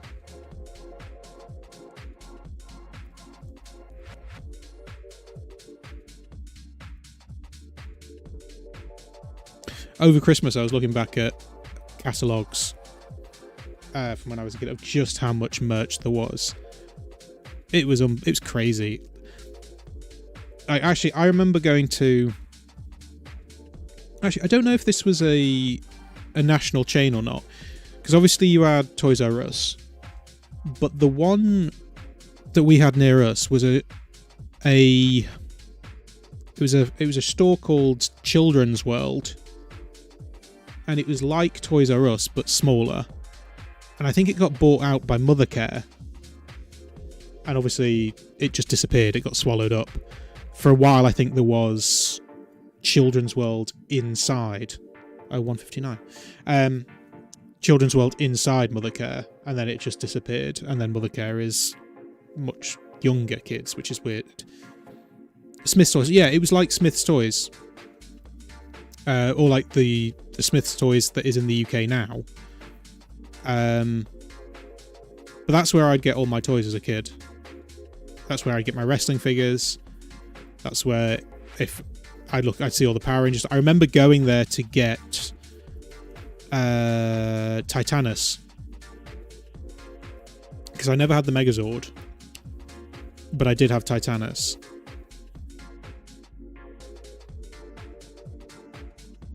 Uh, 203. 208, 209. Okay.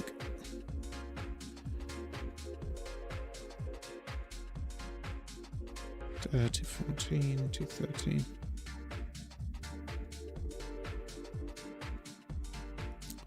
All 370 shows in Deca Ranger.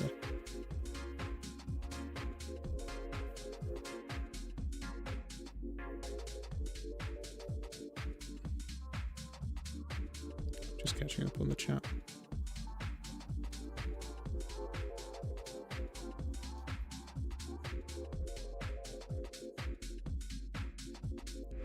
Not long to go.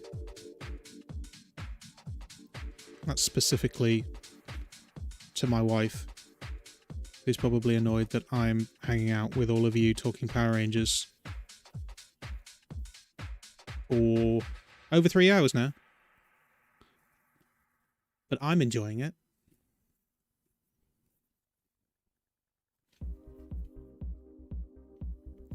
Are you a fan of Kamen Rider? Is that to me? We spoke about that a little bit earlier. As I say, I've never seen it, but it's one that I'm gonna have to pay more attention to, because certainly after doing the Spider-Man video, realizing how important that is, but knowing nothing about it. 215, 210, 211, 12, 13, 14, 15, 16, 17, 18, 19. Yeah, we've done all right in terms of missing stickers. I think there's only been a couple so far. And hopefully I've got them in my box of spares. In fact, I've got way too many spares. I thought I'd sort of covered all angles by having that many, and it's way too many. 220, 223. I'm missing a 224 though. 225. 78. Oh wait, no, 224. I'm holding it right there.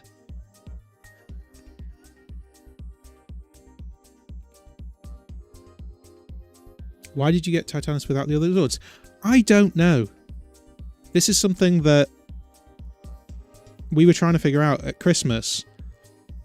Like, first of all, I had the smaller of the action figures rather than the bigger one. I think were they 3.5 inches and 8 inches? I had the smaller ones because I preferred the smaller ones, but then they broke way too easily. But they're the ones that I showed on the Christmas video, Christmas Memories video. But like I say, when we were doing research for that video, I was looking through old catalogues, which I'm going to mention a store that those in the UK will know, but probably nowhere else. There was a store called Argos, which is essentially just a catalogue store. There was no actual storefront per se. You'd take the catalogue home, look through it, and then you'd just get the code and then go in and want to buy it. And that's how a lot of us chose what we'd want for our like Christmas lists and things. And I must have asked for those action figures from that catalogue, and we went back and looked at that catalogue, and the Megazords toys weren't that expensive. But I don't know. I ended up with Titanus. I wish I had a better answer for you, but I don't know. Of all the ones to get, Titanus is a bit of a weird one, but that's what I ended up with. I mean, I liked it. I guess maybe it was a bit different to what everyone else had. Maybe because my friend Mark had the Megazord, so maybe I wanted something different. Couldn't tell you.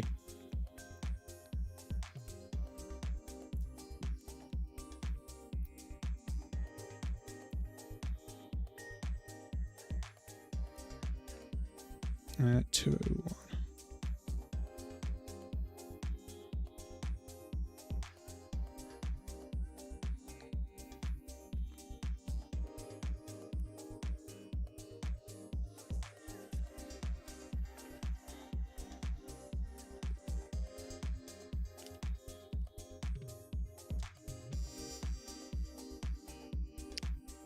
We're gonna have to watch SPD. Because I wish I knew what people were talking about. I mean, I've seen a little bit of it. And obviously there is a crossover with with Abba Ranger and with in Dino Thunder. But I haven't seen the whole season.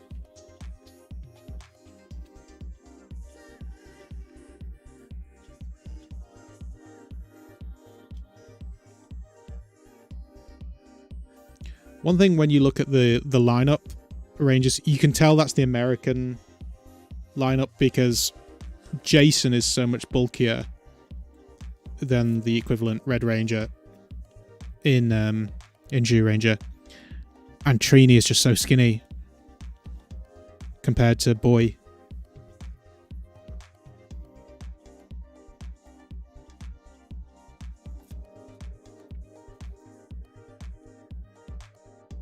If that is actually them, or whether they've chosen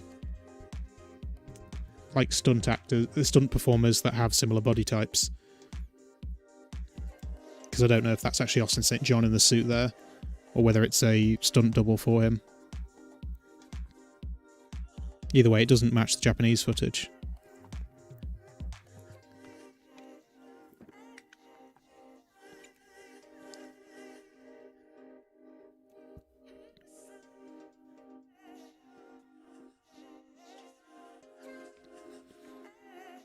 Well, yeah, SPD obviously had the cop element, but then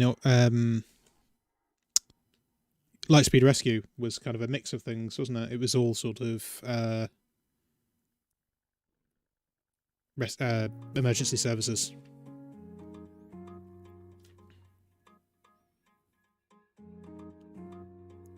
Have a good night. Remember that we'll be back next Wednesday with Retro Wednesdays. And also we've got Pokemon Days on Monday.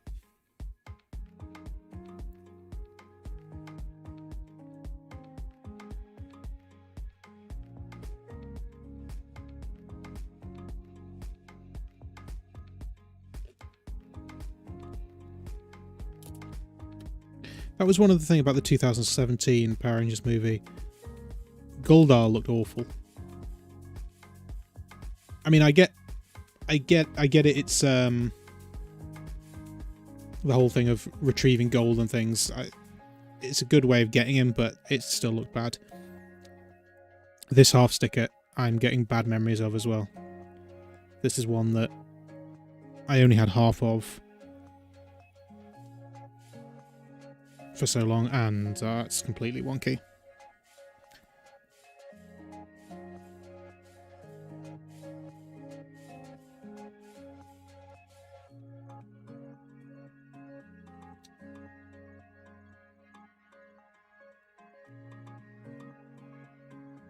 Come on. I mean, even if I do get it straight, I mean, look at that. It doesn't line up at all. Like the actual cutting of the sticker. I'm glad I got some of these shinies to spare.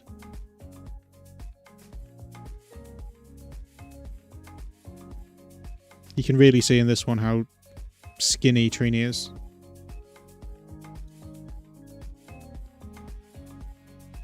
You can also tell, but that by this point in the album, they're starting to run out of ideas because it's just the same kind of stickers over again. Early on, they were telling us about the characters and their different powers, and probably the worst. Good time to bring it up. The worst monster, the sort of Frankenstein guy, and it was so bad that in the episode, people just think he's there for the costume party or the Halloween party or whatever it is, because it does just look like a bad Halloween costume.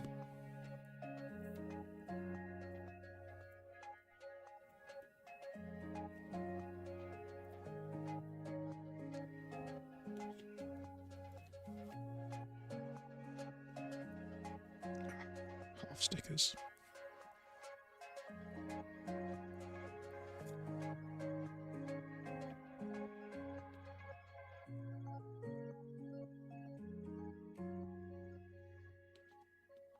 In fact, I would be interested to know whether or not this is actually the actors or whether it's the stunt performers. Because I remember Tom Holland was talking about that in the Spider-Man No Way Home interviews. He was talking about, like, the guy on the poster wasn't him.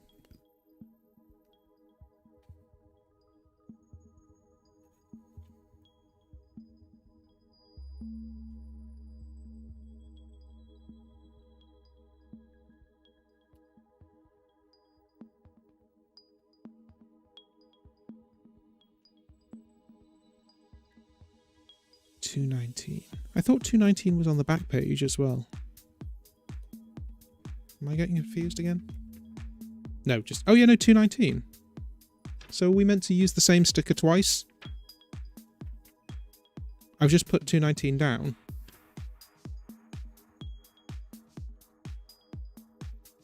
Well, that's a bit rubbish. I suppose it's something that you know, it allows you to do stuff if you have spares. But I don't have spares of that one, at least not in this pile anyway. Pudgy pig with an actual pig.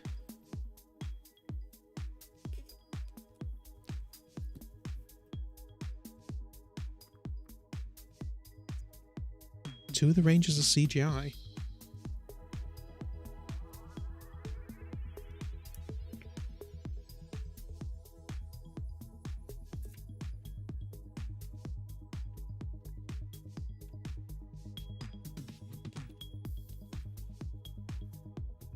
Pink and black are CGI, but at least we finally get to it.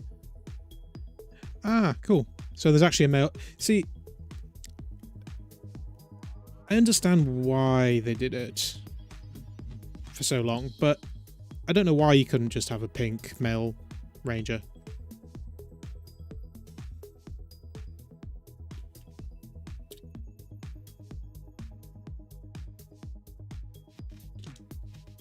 I mean, I think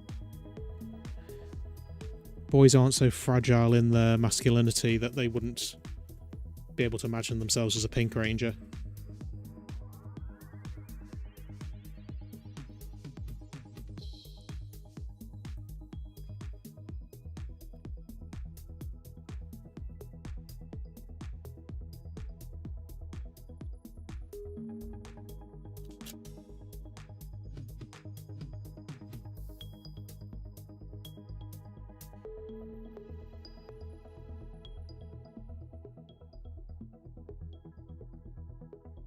It seems like I have a lot of stickers left, considering there's only a couple pages left.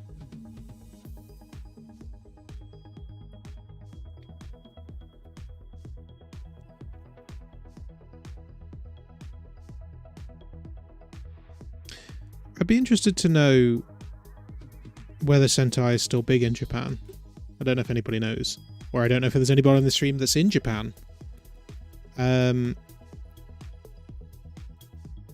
I mean, obviously the show is still going. But I wonder if it had a peak.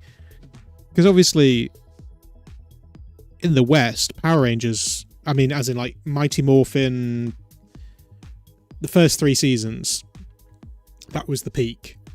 You know, the first 2 seasons, then the movie, and then season 3. And then after Mighty Morphin, it wasn't as popular. Or it wasn't as much as a phenomenon. But, I wonder if it had a peak in popularity in Japan. I mean, I'm sure it must have done.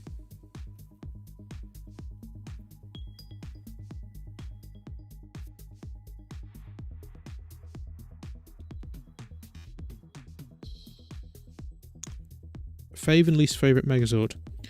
Well, again, I'll just say in terms of the videos that I've done.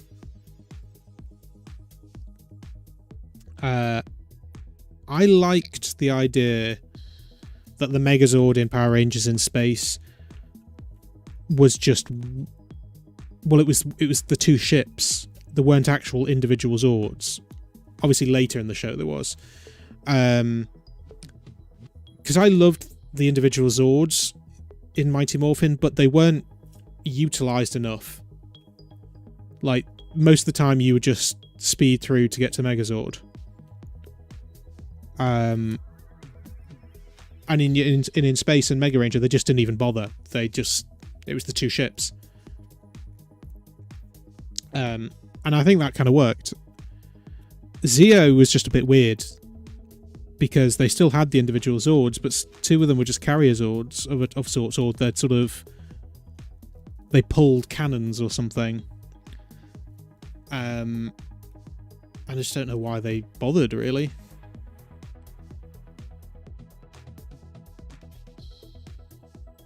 Although the Magna Defender Zord in Lost Galaxy is pretty cool, but that's not a Megazord.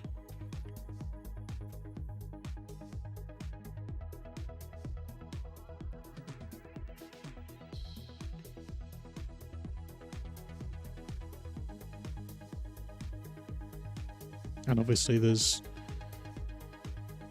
multiple Megazords in some shows, and then there's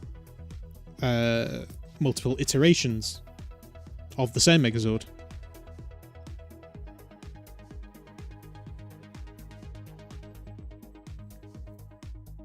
Super Sentai's almost faded into obscurity. Wonder how long it will last then. I mean, realistically, they don't need a Japanese show anymore for the American show to keep going. I say American, it's not American anymore, is it?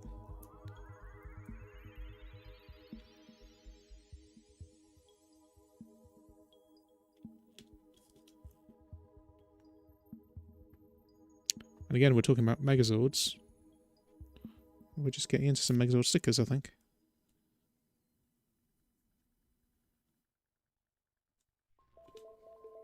In fact, there hasn't been many Megazord stickers throughout. Oh, here we go. Yeah, finally, right at the end, there's a few.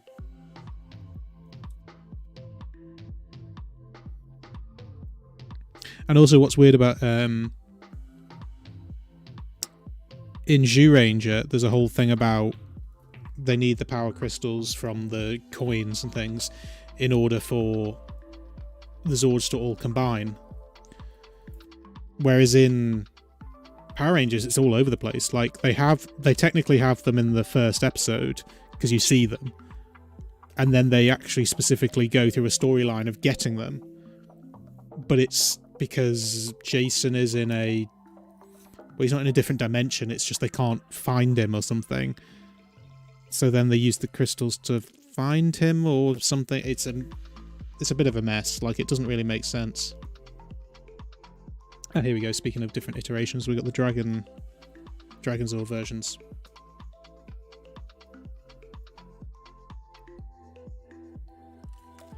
Yeah, like I say, the Japanese... they don't need a Japanese show in order to be able to make an American show. Or a Western show.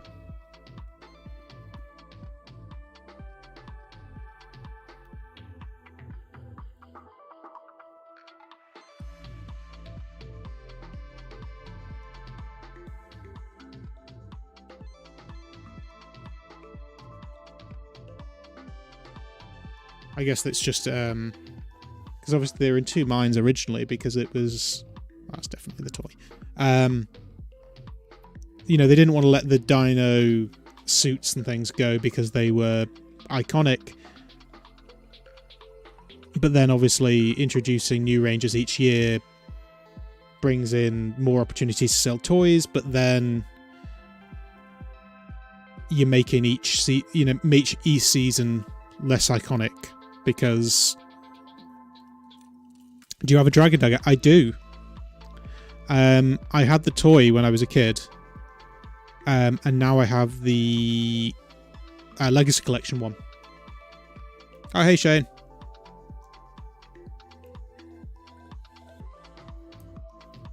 You're joining late, Shane.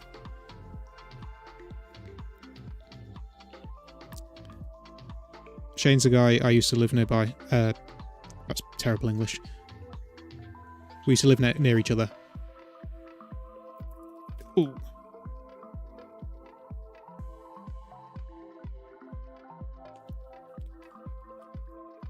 Still awake. If Jason, David, Frank did that, so which shows, I suppose. I mean, to be fair, we're talking about shows that don't need Japanese footage. I mean, we're seeing that with was it Power Rangers Unworthy? Is that what it's called? The completely unofficial show. I don't know if that's any good. I've seen... I keep seeing clips of it. And it looks like... It looks decent. But then I don't know if it's just... It's high production values on the trailers and things.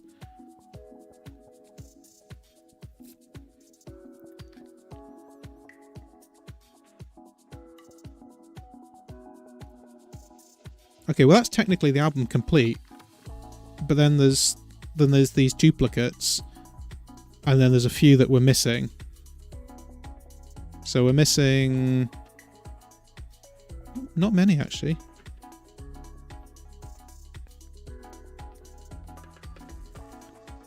What are we missing? Did we get all this way without missing any?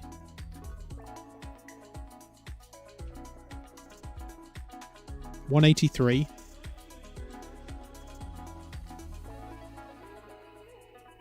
Opinions on best Sixth Ranger. Well, I mean, I'm obviously going to go with Tommy. Is that it? It's 183, the only one we're missing. I'm going to go through that again. Jason. Kimberly. Billy. Trini. Zach. The coins, helmets, and the Megazord. Zord, not Zoid. Tommy. Although they don't say Tommy. Oh no, there you go. Monsters. Bulk and Skull. 183 is missing.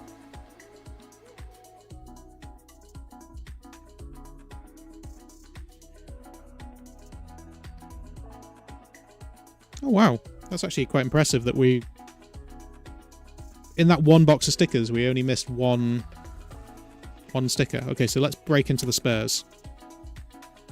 And we also need these as well.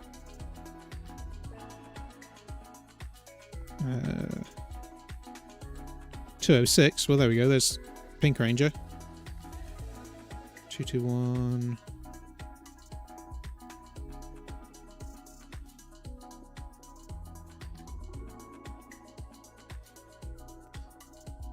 White Ranger. You're joining a debate that we're not having yet. That was meant to be White Ranger versus Green Ranger. We'll get to that. We will get to that. Hey, Jacob. 219. What was the one where I was missing? 283. Ah, where's 223?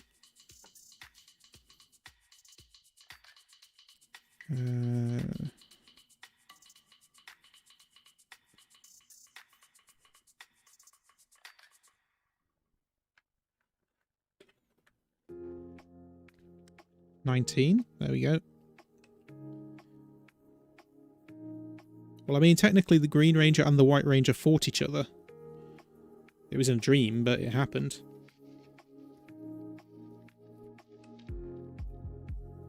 Uh, 94 and 95 as well.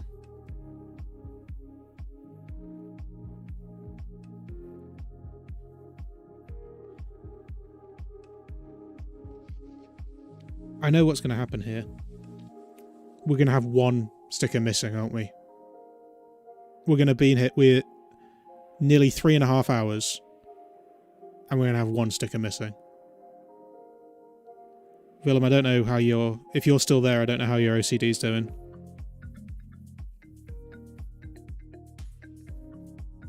But I can almost guarantee that's going to that's what's going to happen.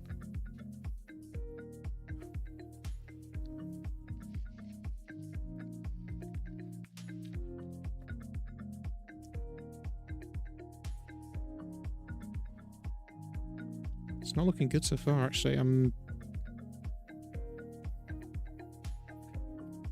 Because these are all sort of semi-organised. These are all low numbers.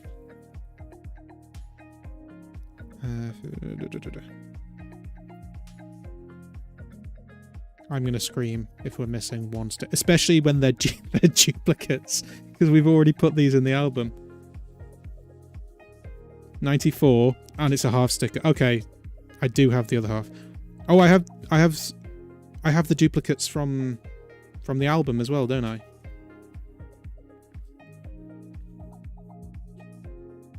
And I just realised I haven't been looking for 183. I've been looking for all of these.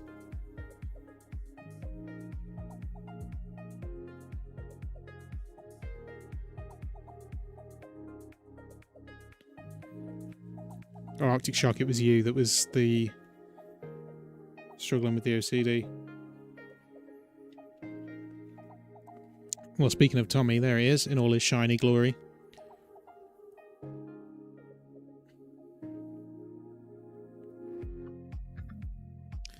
Oh, hang on, okay, 150s, 160s, 170, 184.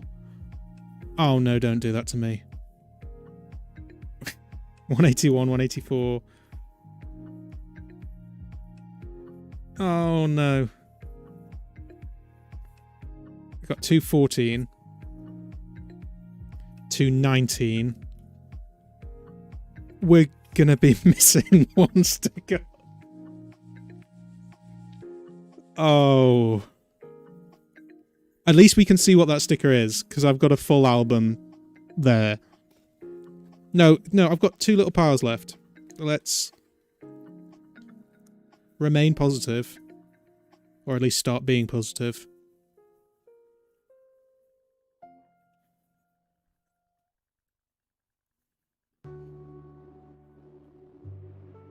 Nope. Last little pile.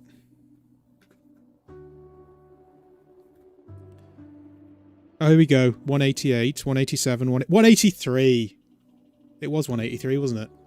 I've just been looking through that whole pile. It better be 183. Huh. Breathe a sigh of relief on that one. Oh, God, I've got a lot of spares.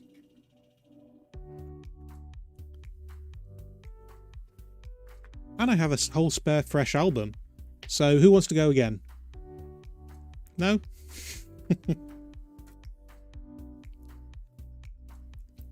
Right, okay. Let's finish this off.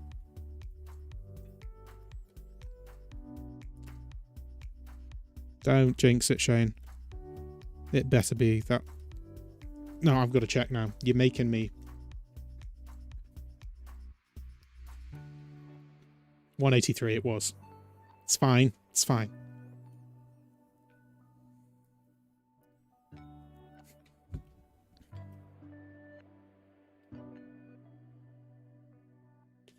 But that's rubbing it in a little bit, having to fill this back page with stickers that you've already... Oh. Why has that done that? Yeah, you've got to fill another page with stickers that you've already stuck in the album. So you've got to decide whether you put them in order. And God help anyone who'd, like, started filling in this page and then realised halfway through that they needed to fill in halfway through the album as well. So you're just stuck for the rest of your childhood with the stickers split from one side, what inside the album and at the back.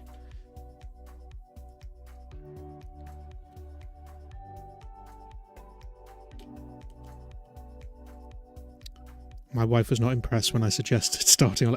I've got loads of spare stickers and I have a spare album. So I don't mind going for another 3 hours. I had one for the terrible third Turtles movie. Oh, I feel sorry for you. Well, actually, no. The stickers, I'm sure, were fine. The movie was terrible. I mean, it's not just, you know, time has withered it. It was bad at the time.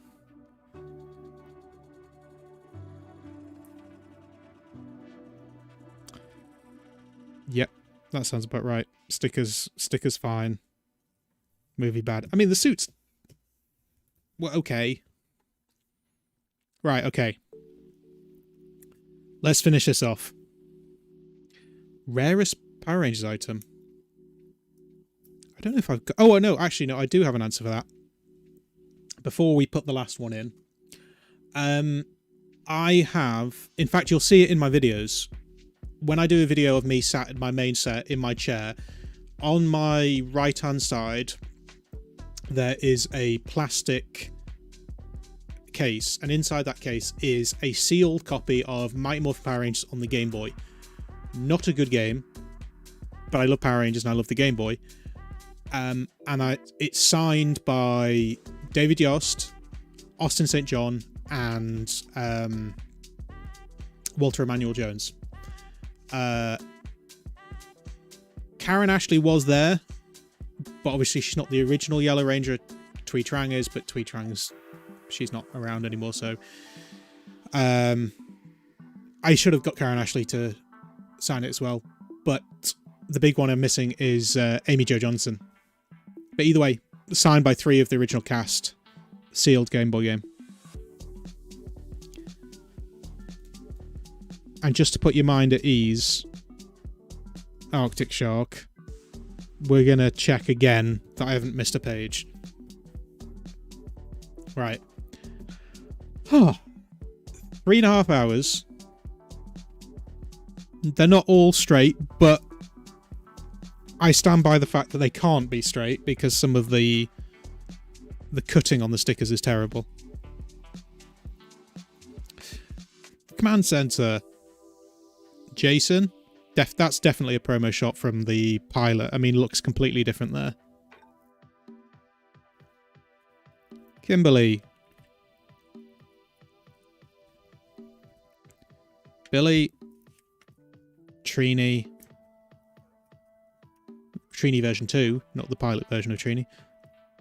Zack with his missing finger. All of the coins, morphers, helmets. Tommy, who doesn't have a header like all the others do. I don't know why that is. Rita and her monsters. Vulcan Skull. The juice bar.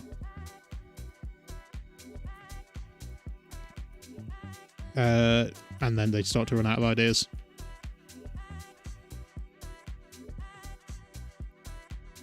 And then Megazord just sort of tagged on at the end. And Tommy without his shield on there. And then the final page. We weren't one sticker short. We weren't page short. That is album complete. And then when we get to do it all over again, whenever the next one is, because I'm going to be doing one of these with the Power Rangers movie stickers as well. But not tonight. I've just put my wife's mind at ease. Into just like Zordon if the movie. Nice one, better than... Yeah, I'm glad we were able to complete it. But also, thank you for hanging out with me.